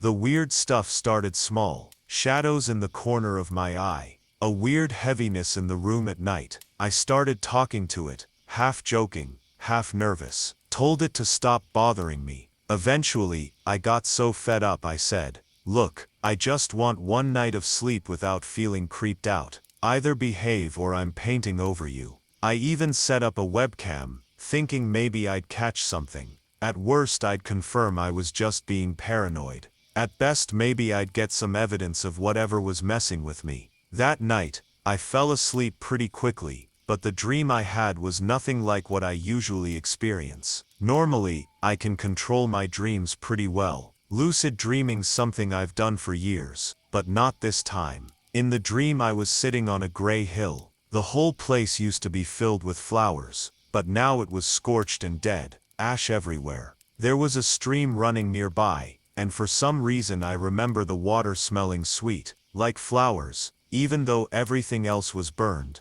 When I looked beside me, my stepmother was there. She passed away 2 years ago, but in the dream she looked exactly how I remembered her. I asked her, and I don't even know why, if the painting had sent her. She looked confused, so I explained everything. The weird feelings, the whispers, the heaviness, all of it. She listened, then told me something I didn't expect. She said, "Maybe you should give the poor girl a face." I asked why. She said, "How would you feel if you had no eyes, no mouth, no nose, only one hand?" Then she said something that stuck with me. "Maybe she'll leave you alone if you help her." I nodded, unsure, but willing to try anything. When I turned to look at her again, it wasn't my stepmother anymore. It was the girl from the painting. Still 2D, like a paper cutout in a 3D world. She didn't have a face, but somehow, I could tell she was smiling. I don't know how I knew that. I just did. Then she leapt at me. I hit the ground, terrified. Even without a face, I could feel that she was trying to bite me. I woke up in a cold sweat. Later I checked the webcam footage. Nothing paranormal, just me tossing and turning. Although, it looked like I was tugging the blanket a few times in my sleep. Not exactly what I was hoping to see. Let's just say it was awkward to watch. Still, I couldn't shake what she said in the dream, so I did it. I cut out a cartoony face and a hand, drew them on paper with a marker, and taped them to the painting. Tried to make it goofy, playful, so it would match the rest of the stuff in my room. But somehow, after I did that, it felt worse. I don't know if she liked it, or if I just made her more aware. All I know is the room feels heavier now, like the painting's watching me for real, and not just in my imagination. Maybe I did something wrong. Maybe I gave her the wrong face, or maybe I shouldn't have touched it at all. Either way, I haven't slept well since. Story 69. The Shadow on the Stairs. This one still gets to me,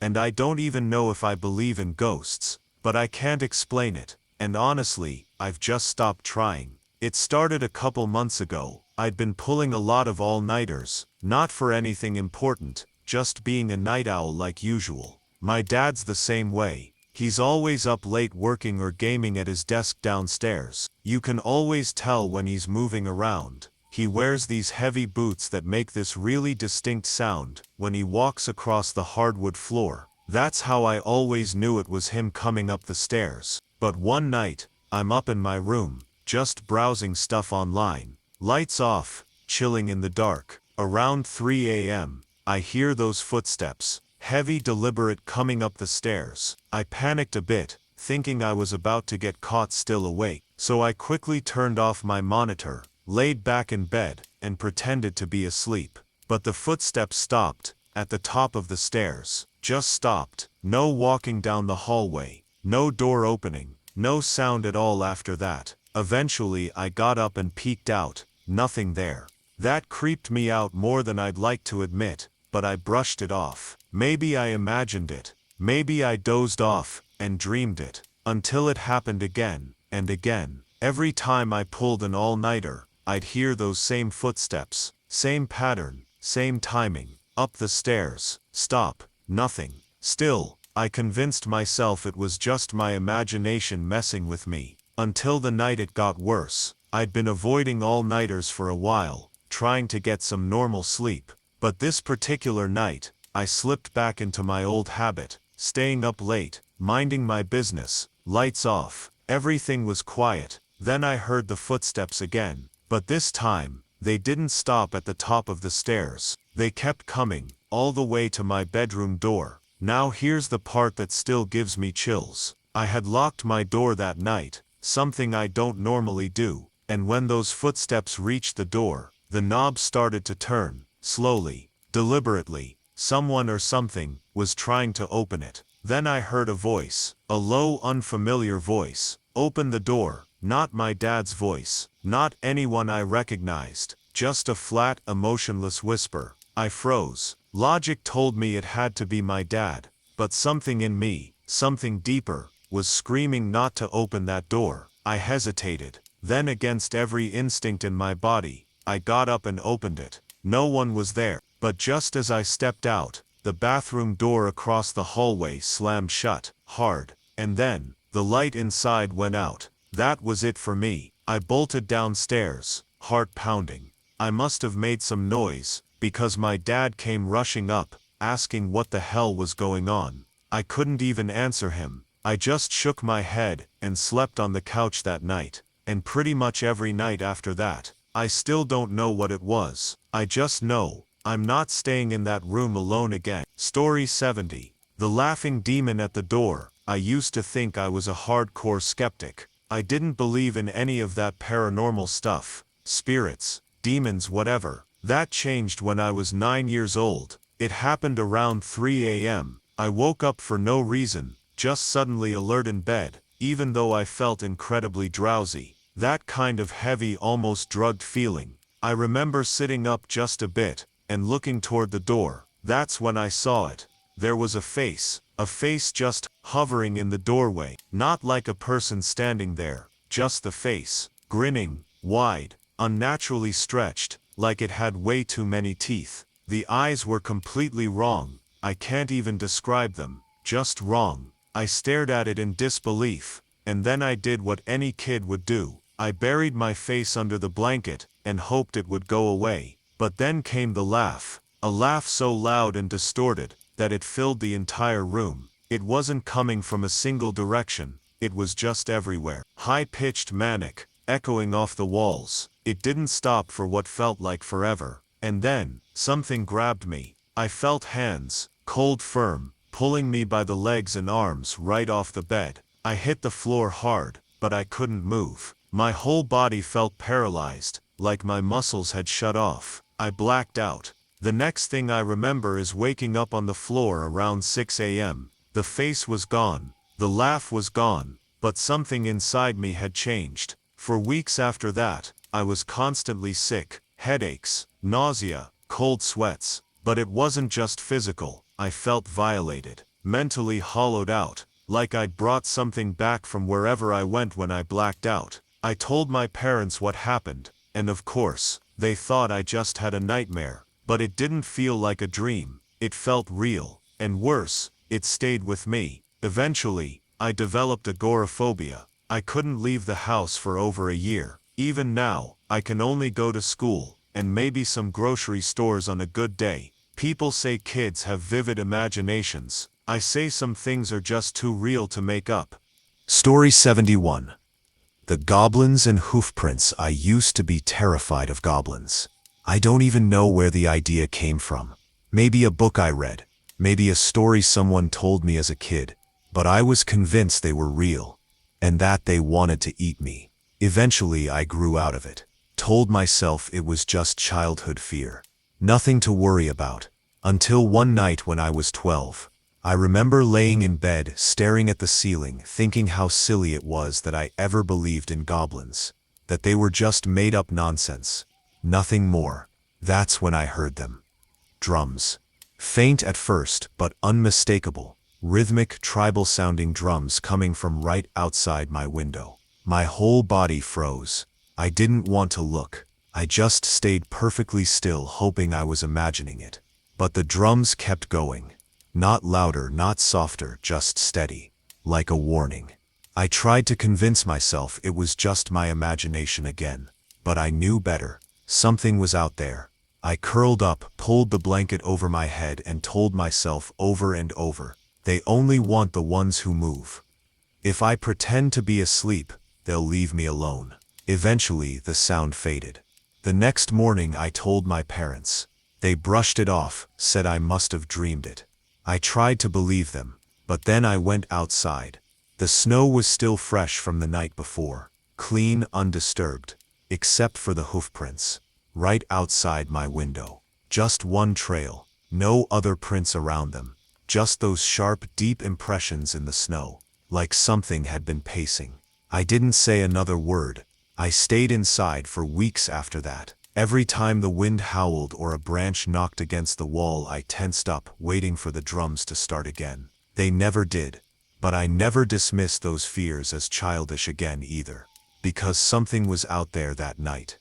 And it wasn't just my imagination. Story 72. The Animal Between the Mattresses.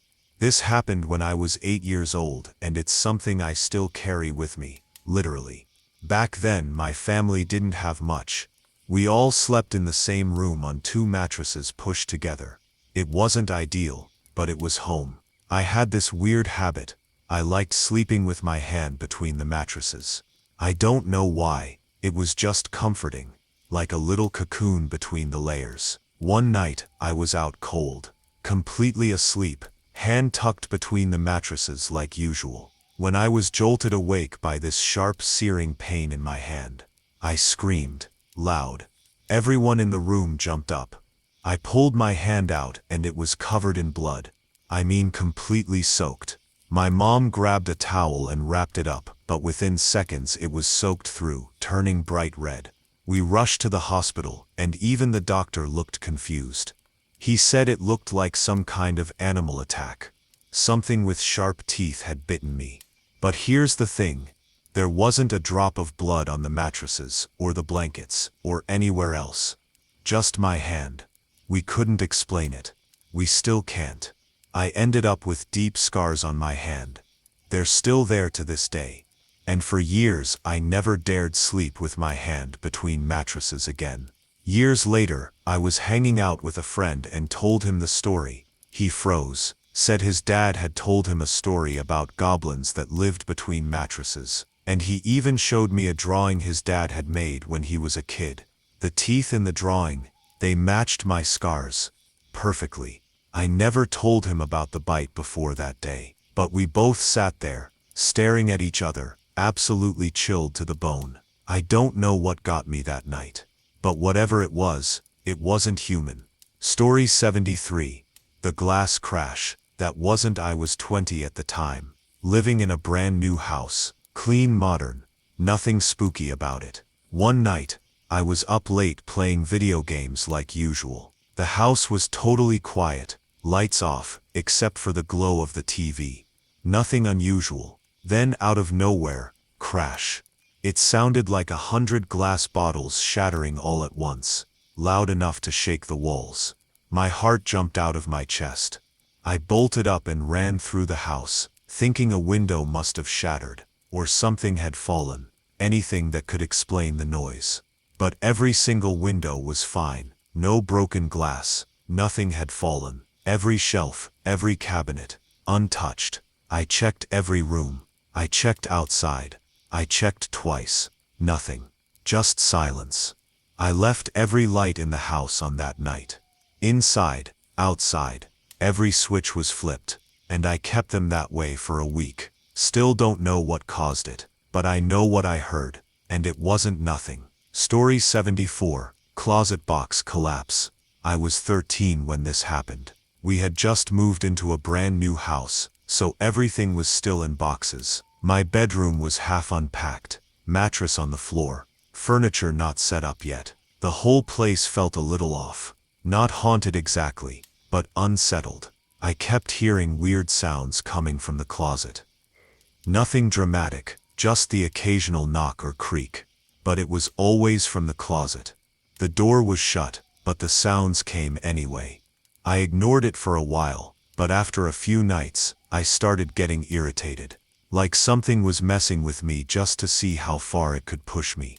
So finally, one night, half annoyed, half trying to prove to myself I wasn't scared, I said out loud, "If you're gonna come get me, just do it already." The second those words left my mouth, the entire stack of boxes inside the closet came crashing down. Every single one, slammed into the door so hard it broke off the hinges. Just exploded outward, like something inside had shoved them. I didn't even scream. I just stared at the splintered door in shock. Then I grabbed my blanket and slept in the living room for the next 3 months. I never said anything out loud to that room again. Story 75. The Cat, the Dream and Aesop's Warning. This one happened over several nights, a string of dreams that started to feel more real than waking life. It began like this. I had a dream where my parents split up. At the time they hadn't yet, but not long afterward, they actually did. That part alone messed with my head.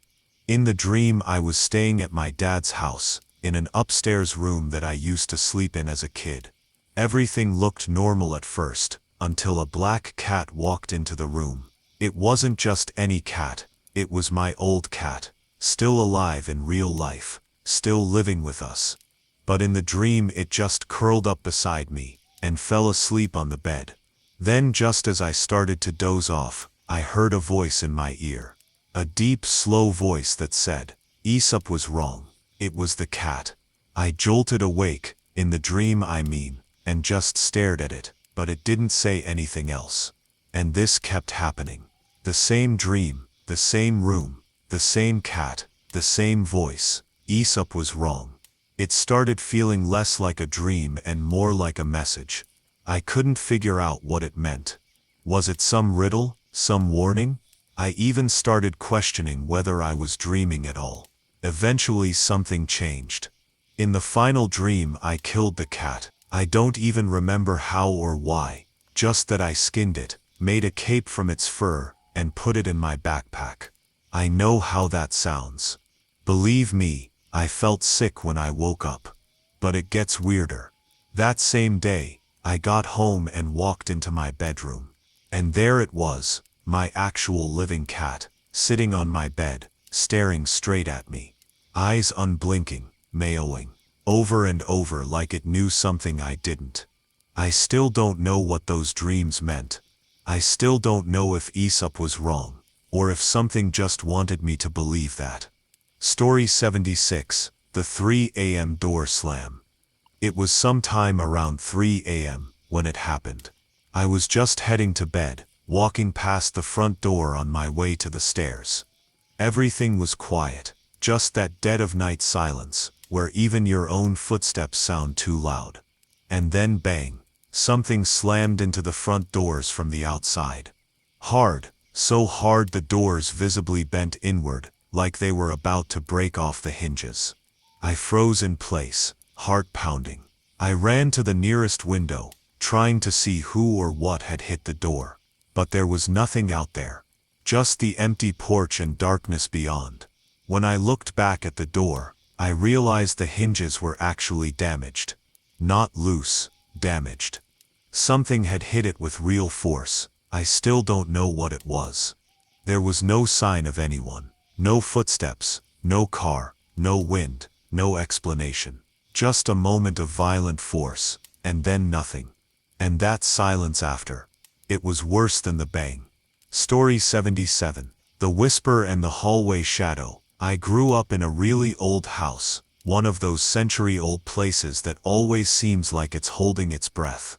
My bedroom was on the far end of the house, and the bathroom was all the way across the hall and down another corridor. Every night when I had to go, I'd have to walk through 2 long hallways to get there. And I hated it. It wasn't just because I was a kid. It was because of what I kept seeing. One night, as I was walking to the bathroom, I looked down the stairs and caught a glimpse of a human-shaped shadow. Just for a second, not long enough to be sure what it was, but enough to make my stomach drop. I hit every light switch on the way and ran the rest of the trip. One night, as I was walking to the bathroom, my parents just thought I was overreacting. Told me I was imagining things, that I needed to be braver.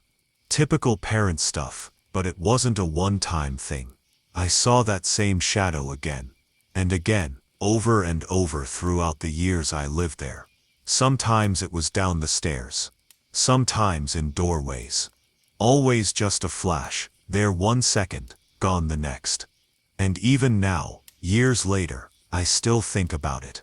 I'm 23, and I still hesitate before walking down a dark hallway. Not because I'm afraid of the dark itself, but because of what I might see in it. That shadow still lives in my memory. And maybe that's the worst part, that it never fully left. Story 78, the 6 a.m. screeching possession. This one started during a rough patch in high school. I was staying up way too late, pulling all-nighters for no reason, just stuck in that weird limbo of insomnia and boredom. One morning, or maybe I should say night, I was lying in bed, around 5:55 a.m. eyes wide open. Couldn't sleep, even though I was exhausted. And then, just as I was starting to drift off, something happened. My eyes shot open, and my mouth opened with them, but not in a yawn or anything natural. It was like something else took control of my body. This screeching sound came out of me. Loud, distorted, and completely inhuman. It didn't even sound like a voice, just raw noise, like something tearing through a radio at full blast. I couldn't stop it. I couldn't control it. My whole body was locked in place, like I was being pulled into some kind of seizure, but my mind was fully aware, terrified, but awake. Eventually it stopped, and I just laid there, panting like I'd run a marathon. When I finally worked up the courage to get out of bed, I went into the kitchen to check the time. Exactly 6 a.m. I don't know why, but something about that time stuck with me. I'd heard whispers on the internet before, about there being something strange about 6 a.m. But I never paid it much attention, until now. After that night, things got worse. I'd wake up at exactly 6 a.m. more and more frequently. Sometimes I'd get that same feeling, like something dark was trying to pull me out of myself. My family started acting strange too, not possessed or anything dramatic, but off. Everyone seemed constantly angry, on edge, even a little cruel. It wasn't like them. It felt like the house itself had changed, like we were all carrying something heavy we couldn't see. And sometimes, just sometimes, I'd feel it again. That presence, that static in the air, like something was waiting right behind me. Still happens from time to time. And every time it does, the clock says 6 a.m. Story 79. The Shade by the Ashcan. I was 20 at the time. Living in a new place, enjoying the freedom of having my own space. One night around 11:30, I stepped outside to smoke, something I did pretty regularly to wind down. It was quiet. No cars, no people. Just the usual late-night stillness. I was halfway through my cigarette when I noticed something across the street. A shadow, not just a trick of the light. It was moving, slowly, deliberately, right across the road in front of me. I froze, watching it cross. And then it just vanished, like it dissolved into the air the moment it reached the curb. I tried to brush it off, told myself it was a shadow from a tree. Maybe a neighbor passing by.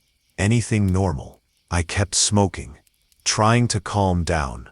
I was just about to finish the last drag and flick it into the ashcan, when I looked down, and the shadow was right there. In my face, not creeping up from a distance, not gradually approaching, just there, inches from me, blocking everything, like it had materialized out of the air. I dropped the cigarette and stumbled backward, heart pounding, rushed inside, locked the door behind me, fell on the floor, gasping, and I never smoked outside at night again. Story 80. The Slender Log. This one happened while I was camping out in the car with a friend. It was one of those dumb late-night adventures where you do stuff just to spook yourselves. You know, hey, let's go walk around in the trees with the camera. Slender Man. Haha. So we did. It was still dark out, but the sky was starting to lighten just a bit. That eerie pre-dawn gray, where everything looks half alive. We were walking through a trail, joking, filming random stuff for fun. Then we saw it. Up ahead, lying across the path, was this weird log, but it didn't look right. It wasn't shaped like a normal log. Too smooth, too narrow, like it had bent legs or something curled underneath it. We both stopped walking, and just stared at it. I tried to make sense of it. It's just a fallen branch, I told myself. It's just a log. Then it turned. The thing twisted, like it had a head, and looked straight at us. It had eyes, real human-like eyes, and then it moved, fast, bolting into the trees before either of us could react. My friend and I locked eyes for a second. No words, just raw panic. Then we sprinted back to the car, full-on nope mode. We never saw it again, but whatever that thing was, it wasn't a log.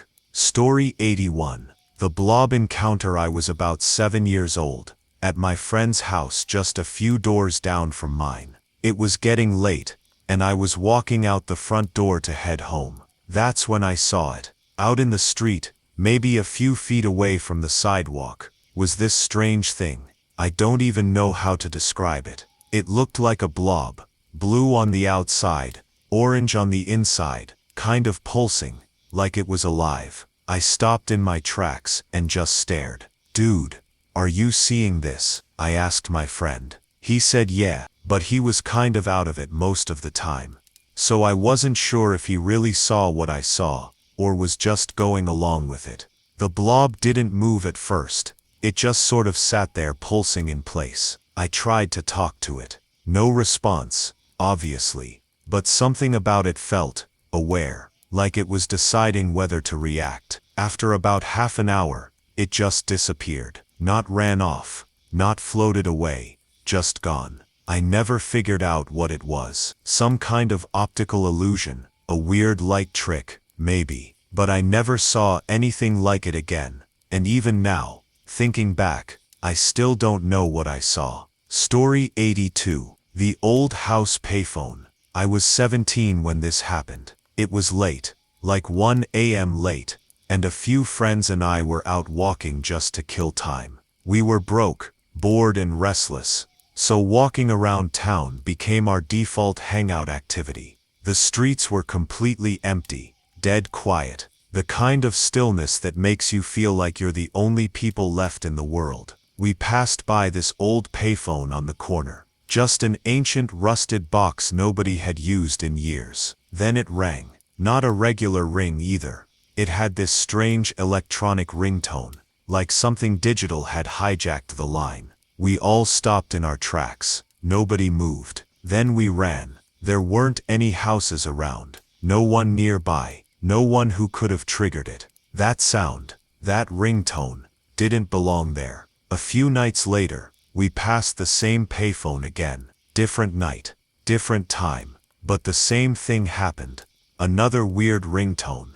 Same surreal timing. We didn't even wait to process it that time. We just bolted. Still gives me chills thinking about it. Payphones aren't supposed to ring on their own, especially not twice. Story 83. The Kitchen Shadow in the Toaster. It was sometime past midnight, and I was starving. The kind of hunger that drags you out of bed no matter how tired you are. So I wandered into the kitchen, lights off, just the faint glow from the hallway behind me. Started making a sandwich. Everything was quiet, just me and the fridge hum. But I kept seeing something. Shadows, flickering just at the edge of my vision. Behind me, around the cabinets. I tried to ignore it. Figured I was just overtired.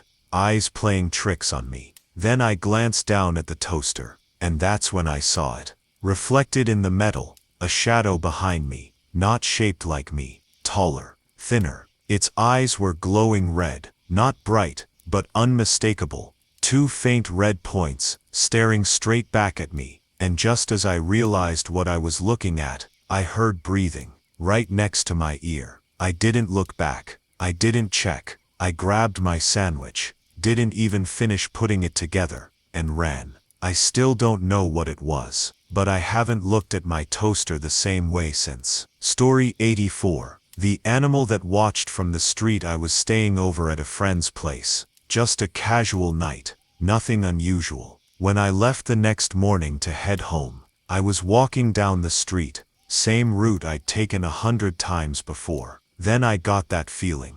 You know the one, like someone's watching you. I turned around, and sure enough, there was something standing in the distance. It was shaped like a person, kind of, but wrong. Its legs were too long, too thin, like sticks wrapped in skin. It wasn't moving, just standing there, about a block and a half behind me. I turned around quickly, tried to play it off, kept walking, but when I looked again, it was closer. Now at the end of the street. I didn't even think. I turned the corner, started speed walking, glanced back one last time, and that's when I broke into a full run, because all I could see in the distance were those spindly stick-like legs following behind me. Story 85. The sleepover footsteps. I was maybe 14, sleeping over at a friend's house. It was late, well past midnight, and everyone was already in bed. I was just starting to drift off when I heard footsteps in the hallway, slow, steady, coming toward the room. I figured it was his sister or his parents, so I called out her name. No response. Still not thinking anything strange, I got up, opened the door, and peeked down the hall. No one there. Everyone else was still asleep. I remember standing there, in the quiet, not really scared, just confused. But now that I think back on it, that was the first time I ever felt that kind of cold, heavy silence. Like something was there, watching me from just beyond the edge of what I could see. I didn't say anything to anyone that night. Just climbed back into bed, and pulled the blanket over my head. Didn't sleep a minute after that. Story 86. The possessed phone music. I was just lying around with my girlfriend one night. Both of us messing around on our phones. Nothing out of the ordinary, just a quiet, lazy evening. Then her phone started acting weird. The screen froze, buttons weren't responding. She kept tapping at it, thinking it was just a typical glitch. But then something really strange happened. A voice started playing from the speaker. It was soft at first. A woman's voice, calm and elegant, speaking in some kind of soothing tone. But we couldn't understand what she was saying. It wasn't a language we recognized. It just kept going, like a slow chant or a lullaby. My girlfriend immediately flipped into full nope mode. She tried to close the app, restart the phone. Nothing worked. Then the voice stopped, and a song started playing. It was old-sounding, scratchy, like something from an antique record. Faint piano notes, slow melody, eerie and beautiful all at once. That's when she ripped the battery out of her phone. Everything went silent. We looked through the files afterward, tried to find any audio clips or music that matched what we heard. Nothing. No record of it at all. No open apps, no tracks, no saved media. I'll admit, I found the voice kind of calming in a weird way. But my girlfriend, she wanted nothing to do with it ever again. And honestly, I can't blame her. Story 87. The summoning of Belial. I was 17, going through one of those edgy curiosity phases, reading up on demonology, trying to find out what was real and what was just spooky internet nonsense. One night, I decided to test it. I sat in my room with the lights off, windows shut tight, No fans, no air movement, just a single candle burning in the center of the room. I started whispering the name, Belial, repeating it over and over, focusing on the flame, watching for any reaction. At first, nothing happened. No flickering, no wind, nothing. But then the flame started shaking. Not like a breeze, more like it was reacting to something unseen. And then it went out, snuffed instantly. There was no draft, no movement, no air, just darkness. I sat there for a long time, not sure what to do, not sure if it was just coincidence, or if something had actually heard me. I haven't tried anything like that since, and honestly, I don't want to. Story 88. The Whispering Voice, while sleeping. This one happened in college, in a dorm room on the 8th floor. It was a Friday night, and most of the building was empty. Everyone out partying. Even my roommate was gone. I stayed in that night, just wanted some quiet time to decompress, so I watched TV for a bit, and eventually turned in around 1:30 a.m. Everything was peaceful. No noise, no movement. I started dozing off. Then, out of nowhere, I heard it. A voice, clear as day, whispering right into my ear. I hate you. Get out. It wasn't angry or loud. It was calm, almost like it was just stating a fact. I laughed at first, thought maybe my roommate had come back and was messing with me. So I turned over and said, "Haha, real funny, Marlon." But the room was empty. I got up and flipped on the lights, heart pounding. My roommate didn't come back until around 6 a.m. He asked why I was still up. I just shrugged it off, and said, I couldn't sleep. But the truth is, I didn't sleep the rest of that night. Because that voice, it wasn't something I heard in a dream. It was something that wanted me to know it was there. Story 89. The Donut Shop Hobo. It was around 3 a.m., and my stoner friends and I were craving donuts. One of those random late-night cravings, where everyone piles into the car, half buzzed and laughing, and drives across town just to grab something sweet. We pulled up to the donut shop,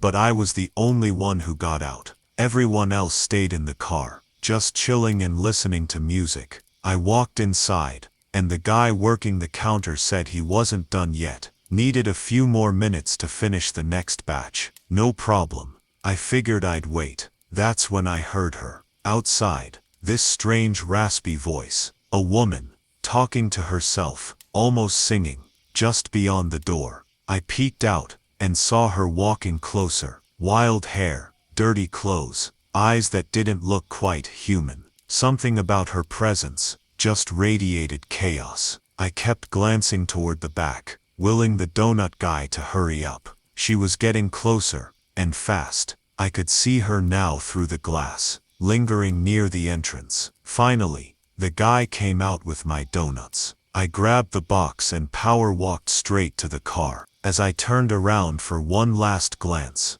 I saw her fully in view, standing right outside, grinning like she knew something I didn't. We drove off fast, one of the weirdest nights I've ever had over a box of donuts.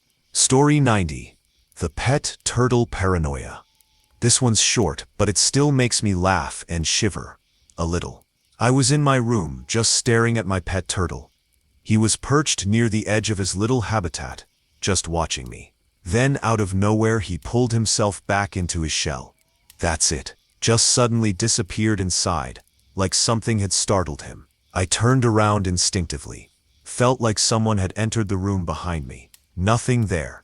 But I couldn't shake the feeling that something had just moved past me. Something I couldn't see. And then I glanced back at the turtle. Still hiding. Still watching. I know it sounds ridiculous, but for a solid minute I was completely convinced that my turtle had sensed something before I did. Paranoid turtle is paranoid.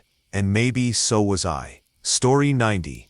1. The Stick Figure Man on the Street. This happened late one night, while I was walking home. I'd been staying over at a friend's place just a few houses down, and everything was quiet, the street totally empty. I always check behind me when I walk alone at night. Just a habit. So I looked back.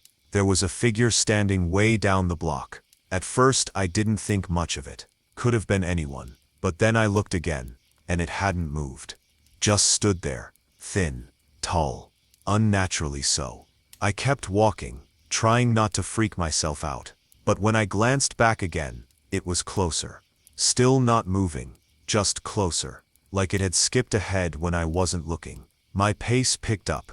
I turned the corner fast, practically speed walking now. I didn't look back again, until I was near my house. But when I did, all I could see in the distance were those impossibly thin legs, stick-like, sharp, and still standing there at the end of the block. It didn't follow me past that point, but I still think about it sometimes. Because whatever that was, it wasn't walking, it was watching. Story 92. Basement door and the voice. I was about 4, maybe 5 years old. Just a little kid. We were playing hide and seek. Me, my older sister, and one of her friends. It was all fun and games until I got the idea to go check the basement. I always hated that place. It gave me the creeps even in the daytime, but I wanted to win the game, so I figured maybe no one else would think to hide down there. I got about halfway down the stairs when everything went wrong. The basement light shut off, and the door behind me slammed shut, hard. At first I thought it was just my sister and her friend messing with me. I could hear them laughing through the door, and I tried to laugh too, even though my heart was already pounding. But then I heard something else. A voice. Deep, low, male. It came from the far end of the basement, way back in the shadows. I couldn't make out the words. I think I was too panicked to even understand what it was saying. But the sound of it hit me like ice in my veins. I started screaming, pounding on the door, begging to be let out. I was crying so hard I could barely breathe. That's when everything changed. I stopped hearing my sister laughing. I stopped hearing anything at all from behind the door. It was just the voice, the footsteps, heavy ones, slow ones, coming up the stairs behind me. I kept turning the doorknob, trying to force it open, but it wouldn't budge. That door never locked. It never stuck before, or after, that night. I was screaming so loud, I thought for sure someone would come, but nothing. Finally the door opened. Just like that. I ran out, still crying, straight into my mom's arms. I begged her to ground my sister and her friend for scaring me like that. But then they came down from the attic. They hadn't been at the door at all. They swore they'd been hiding upstairs the entire time, nowhere near the basement. My mom said she hadn't heard me screaming. She was just in the living room, not even 7 feet away from that door, and she heard nothing. She said she never saw my sister or her friend come downstairs either. I spent years trying to tell myself it was just a dream, that maybe I imagined it, that my hand just slipped on the doorknob, and I was panicking over nothing. But I still remember that voice, and the way the footsteps sounded when they got closer. Story 93. Chakras, Night Terrors and Alien Nightmares. This started when I was in 7th grade. I'd been messing around with all this spiritual stuff, opening chakras, meditation, weird energy exercises, that kind of thing. Just experimenting, not really knowing what I was doing. One night, something changed. I woke up, and the air around me felt electric, like static clinging to every inch of the room. But it wasn't just a feeling, it was pressure, heat. I stood up without meaning to, like something was pulling me forward. I wasn't even walking, it was like I was gliding, straight toward my doorway, completely out of control. And then I felt it. Hot, heavy breaths on the back of my neck, each one closer than the last. Then came the voices, so many voices, all overlapping, whispering, murmuring, hissing, yelling, thousands of them all at once, except one voice rose above the rest, a low, hateful growl. I couldn't understand the words, but I knew exactly what it meant. It hated me. I must have prayed more times that night than I had in my entire life. I curled up and begged for it to stop, and eventually it did. But that was just the beginning. After that night, I started having constant nightmares. Not the normal kind. I'm talking full-on alien abduction type dreams. Vivid and terrifying. Every night, I was either being dragged away, or watched, or chased by things I couldn't explain. I got so scared, I started sleeping in the bathroom. Not just sleeping, locking myself in and staying up all night, every night, just dreading whatever might be waiting outside the door. My thoughts got weird, dark. I started telling myself I had some kind of virus. I stopped flushing the toilet, convinced it was part of some experiment. I even started scratching at myself until I bled, like I had to purge something out. There was a point where I didn't sleep for days. Everything started falling apart. I'd sit at my school desk and watch it crawl away from me. No joke, like beetles, just scattering off in every direction. I'd see tall, thin figures in the corners of my eyes. Gray, featureless things. I was losing it. Maybe I'd opened something I shouldn't have. Maybe it was just stress. Maybe both. But even now, I don't really have a good explanation for any of it. I just know something was watching me, and it didn't want to go away. Story 94. The demon cabal from the Ouija board. This one still makes my skin crawl. Me and a friend had this old Ouija board, one of those cheap ones, but we figured we'd mess around with it just for fun. We decided to take it to an abandoned church, middle of nowhere. The place was falling apart, real creepy vibes. We didn't go in trying to talk to a ghost or anything normal like that. No, we asked for a demon. We actually got one. Said his name was Un or something like that. Hard to tell with how the board was moving. We asked it a bunch of questions. Stuff like, is there a magical god being? It said yes, but when we asked what that being was doing, it said it couldn't tell us. We asked if it was hostile. The answer was strange. Yes and no. Said it wouldn't hurt me, but it would kill my friend. That was a weird moment. We laughed it off at the time, but it stuck with me. 2 days later, we went back to the same church and tried to contact again. This time, we got something else. When we asked who it was, it said its name was Cabal. I said, we asked for The planchette moved. 40 seconds. We just looked at each other. My friend had no idea what that meant, but I did. It was like some kind of joke, a reference I half understood. That's when it hit me. This thing wasn't just some random spirit. Cabal, whatever it was, knew things. It started saying it had been watching us for a long time, that it understood every language, that it watched movies, like it had just been hanging around in the background, waiting. We kept talking to it, sometimes together, sometimes separately, but it was never consistent. It lied. A lot. Just said strange things that didn't always line up. It would give answers that made no sense, then laugh at us like we were the punchline. My friend got frustrated and tried to end the session. Said goodbye, firmly, just like you're supposed to.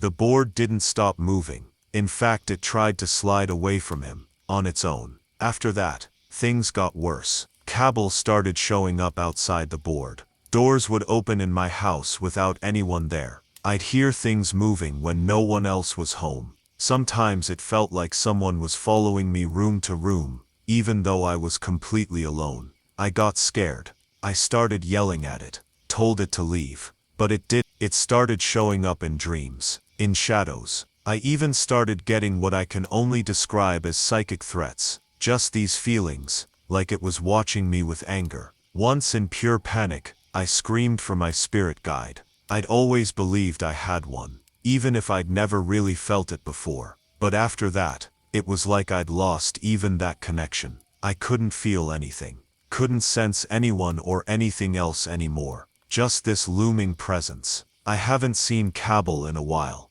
but I haven't forgotten either. And honestly, I don't think it's gone. Story 95. Footsteps in the church and haunted new house. This all happened when I was younger. A bunch of things over the years that I've only recently started piecing together. Looking back, it was all probably connected. But at the time, it just felt like one weird experience after another. The first one happened when I was around 10 or 11. My grandfather was a minister, and we lived out in rural Oklahoma next to a small church. Real simple place. One big room, no side rooms or offices or anything. Just a plain old country church. One Sunday afternoon, we walked over there with my mom and older brother. She needed to lock up and turn off the lights after service. Me and my younger brother were just playing around in the yard while they went inside. A few minutes later, they came out and locked the doors. but then suddenly stopped. I heard my mom ask my brother, "Was anyone else still in there?" He shook his head. "Nope." She didn't say anything else, just told us to come on and started walking back toward the house faster than usual. When I asked my older brother what that was about, he told me they heard footsteps inside. Heavy footsteps, walking right down the main aisle of the church toward the front door. But nobody else had been in there. It was loud, too. Hard shoes hitting the tiled floor. Mom tried to brush it off, but I could tell it rattled her. A few years later, we moved into a new house, not really old, maybe 15 years at most. Still in the country. It was around Halloween, starting to get chilly at night, and the furnace had some issues, so all of us kids slept in my parents' room where there was electric heat. One night we were all woken up by footsteps in the hallway. Loud, clear, unmistakable footsteps, like someone walking barefoot on the wood floor. My dad sat up and asked who got up. But we looked around, nobody had moved. Every single person was still in the room. He got up, turned on the hall light. Nothing. Nobody there. He checked the whole house. Everything was locked. Every window, every door. Still, we'd all heard it. Another time, same house, this one stuck with me more than anything. My dad had to work really early the next morning, so he'd gone to bed earlier than the rest of us. Around 9 p.m. we were all in the living room watching TV when we heard him yelling from his room. Panicked, loud. He was yelling for my mom to turn on the light. She ran in, flipped the switch. He looked pale, shaken, said he must have just had a bad dream. But the way he said it, it didn't sound like he believed it. He didn't tell her what he saw. Not that night, not for years.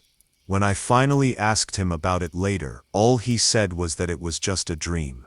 But he said it in that voice, the kind of voice that tells you not to ask again. And we moved out within a month. I've always wondered what he saw that night. But I don't think I want to know. Story 96. The black truck and the tire blowouts. I was about 19 at the time, living in a small town in Texas. Real quiet place, the kind of town where everything shuts down early and the fields stretch for miles in every direction. It was that time of year when the grass gets tall and the nights start feeling heavy. Me and a few friends had just finished watching Jeepers Creepers, both parts 1 and 2. Bad idea in hindsight, but at the time we just thought it was fun. We even joked about how the fields outside looked way too much like the ones in the movie. We were driving back, still kind of spooked but laughing about it. Then, boom, one of the tires blew out. It was a loud pop, sudden and sharp, and we all flinched. I pulled over to the side of the road, got out, and started changing the tire. Everyone was kind of quiet by then. The Jeepers Creepers jokes weren't so funny anymore. We finally got the spare on and got back in the truck. We were just trying to calm down and keep the ride normal again, when one of my friends, trying to lighten the mood, said something like, "Hey, did you make sure there's not some creepy thing messing with the tires?" And that's when it happened. Headlights appeared over the hill in front of us. We figured it was just another car, until it got closer. What passed us was this huge black truck, old school, probably from the 50s or 60s. Thing roared by so fast it made our whole truck shake. No one said anything for a second. Then the girls in the back all just kind of freaked out. You could feel the mood shift instantly, not just fear but something worse, panic, dread.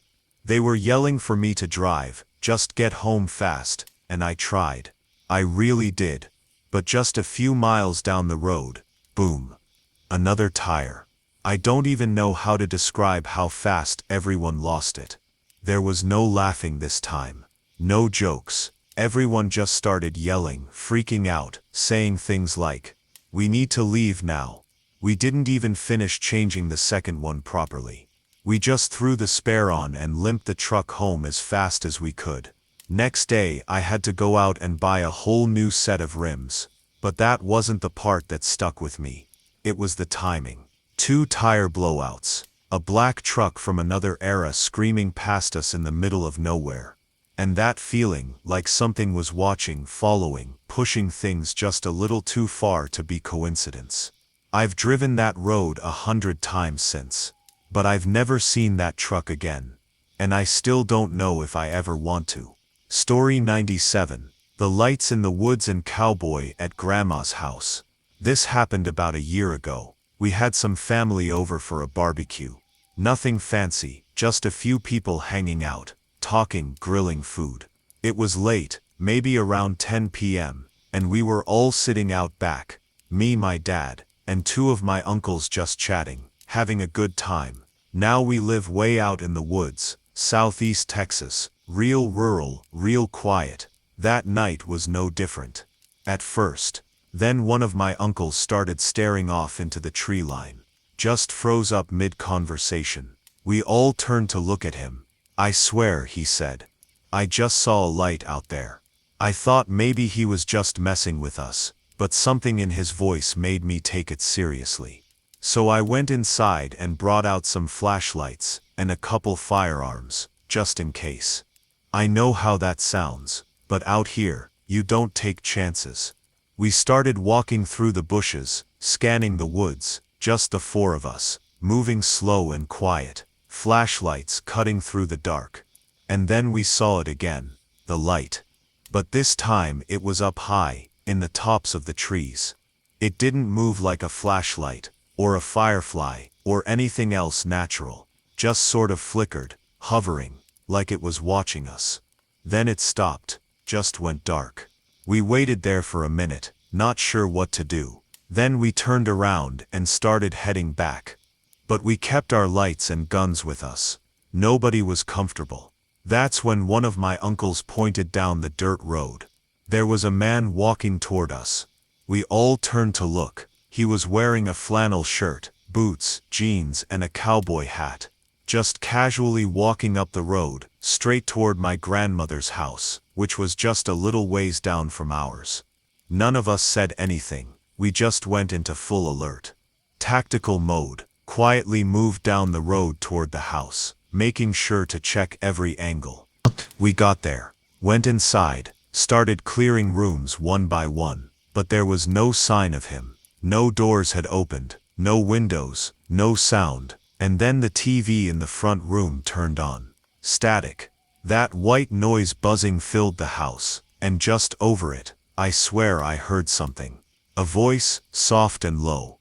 I don't want no trouble. That's what it sounded like. We didn't stick around after that, just turned and left, fast. We walked all the way back to my place, without saying a word. Every step, I kept looking over my shoulder, half expecting to see that cowboy still walking behind us. That night, I went to bed with a loaded rifle cradled in one arm and a flashlight in the other. And even now, sometimes when it's quiet out there, I still look toward the tree line and wonder if that light's ever coming back. Story 98. The breathing and screech by the river. This one's short, but it shook me pretty bad at the time. We were out near the river one night, just me and a group of friends, hanging out by our vehicles, talking, drinking, nothing out of the ordinary. It was quiet, peaceful, just the sound of the water and the occasional breeze. Then we heard something in the woods nearby. At first, it was just heavy breathing. Like really heavy, labored, almost like someone gasping or growling, but it wasn't any of us. It sounded close, too close. We all stopped talking, just froze. The breathing kept going, getting louder. Then came the rustling. Something was moving in the bushes, not small either, something big. You could hear the branches snapping under its weight. We were already tense when the shriek hit us. It was high-pitched and sharp, like something just screamed right next to us. It was so close, it made every hair on my body stand up. We didn't wait to figure it out. Everyone jumped into their vehicles, slammed the doors, and peeled out of there like our lives depended on it. We drove way too fast, didn't care, just wanted to get away from whatever that was. None of us ever went back to that spot again, not even in the daytime. Story 99. The Golden Talking Cobra Staff. This happened when I was a kid, maybe 8 or 9. We were on a road trip through the desert, somewhere near Walker, California. It was hot, dry, and the ride had been dragging on forever, so we pulled over for a break. There was this rocky area not far from the road, and I remember just running around, climbing a bit, while my parents stretched their legs. That's when I saw something shiny sticking out of the sand. Something gold. I shouted for my dad, and he came over, hopping across the rocks to get to it. He pulled it out of the sand, and held it up. It was a staff, like a walking stick, but carved to look like a golden cobra coiled around it. Fake jewels for the eyes, scales etched into the surface. It looked like something out of a movie. I thought it was the coolest thing I'd ever seen. There was a little button on the side, so I pressed it. The thing hissed, like actually made a sound, and the eyes lit up. It even said something, though I can't remember what, just some kind of line, probably from whatever toy line it came from. But still, it felt strange. I brought it home and played with it for months. It became my favorite thing. Every time I pressed the button, it would light up and hiss. Then one day, it just stopped working. I was bummed out, figured the batteries were dead, so I took it to my parents to ask for replacements. That's when they opened the hatch on the back. There were no batteries, no battery compartment, no wires, nothing inside at all. It was hollow. There was no way that staff should have ever made a sound, and yet, it did. I still think about that sometimes. How something so clearly fake might not have been fake at all. Story 100, the haunted music from the desktop. This one still weirds me out, even though I try to laugh it off now. I was about 14 at the time, and honestly, just bored out of my mind. No /x/bored to scroll through, because I was technically underage banned, so I was just killing time. I pulled both of the old desktops into one corner of my room. Me, my younger brother, and our cousin. We decided to look up some spooky stuff online. Just ghost stories, weird forums, whatever we could find to get that little adrenaline kick. My mom had passed out behind us on the couch earlier, while watching a movie, so we didn't bother waking her up. She was just snoring away in the background. At some point, we clicked a link that brought us to this site with super loud music. One of those sites that just starts blasting sound the second it loads. We tried to close it fast, but the site froze up. Like locked everything up hard. So we yanked the speaker cord out of the desktop. Just pulled the jack right out. But the music kept playing. Loud. Now, I've messed with old computers before. Sometimes they do weird stuff. Maybe there's an internal speaker or something, right? That was my first thought. So we panicked a little, reached around, and actually unplugged the entire computer. Power cord, out of the wall. Still, the music kept going. Not for long, just maybe 10 seconds more. But it was still playing even after the machine was completely off. No power, no speakers, no explanation. We all just stood there staring at each other like, what the heck did we just hear? Eventually, it stopped. We never found out what that site was. Never found it again. And none of us could explain how that music kept playing after we shut everything down. But that's the moment I knew, there's some stuff tech can't explain. And sometimes, it's not just a glitch, and that's where we'll leave it, for now. If you've made it this far, you've felt the chill, followed the shadows, and walked the edge of the unknown with us. These stories, whether echoes of something real or fragments of something imagined, remind us that sometimes, the scariest things aren't the ones we can see, but the ones that move just beneath the surface. If any of these tales stirred something in you, share your thoughts below. Tell us which one stayed with you the most, or better yet, tell us your own. There's always room for one more story, and if you haven't already, consider subscribing. There's always another thread waiting to be pulled, deeper and deeper, from the depths of the board.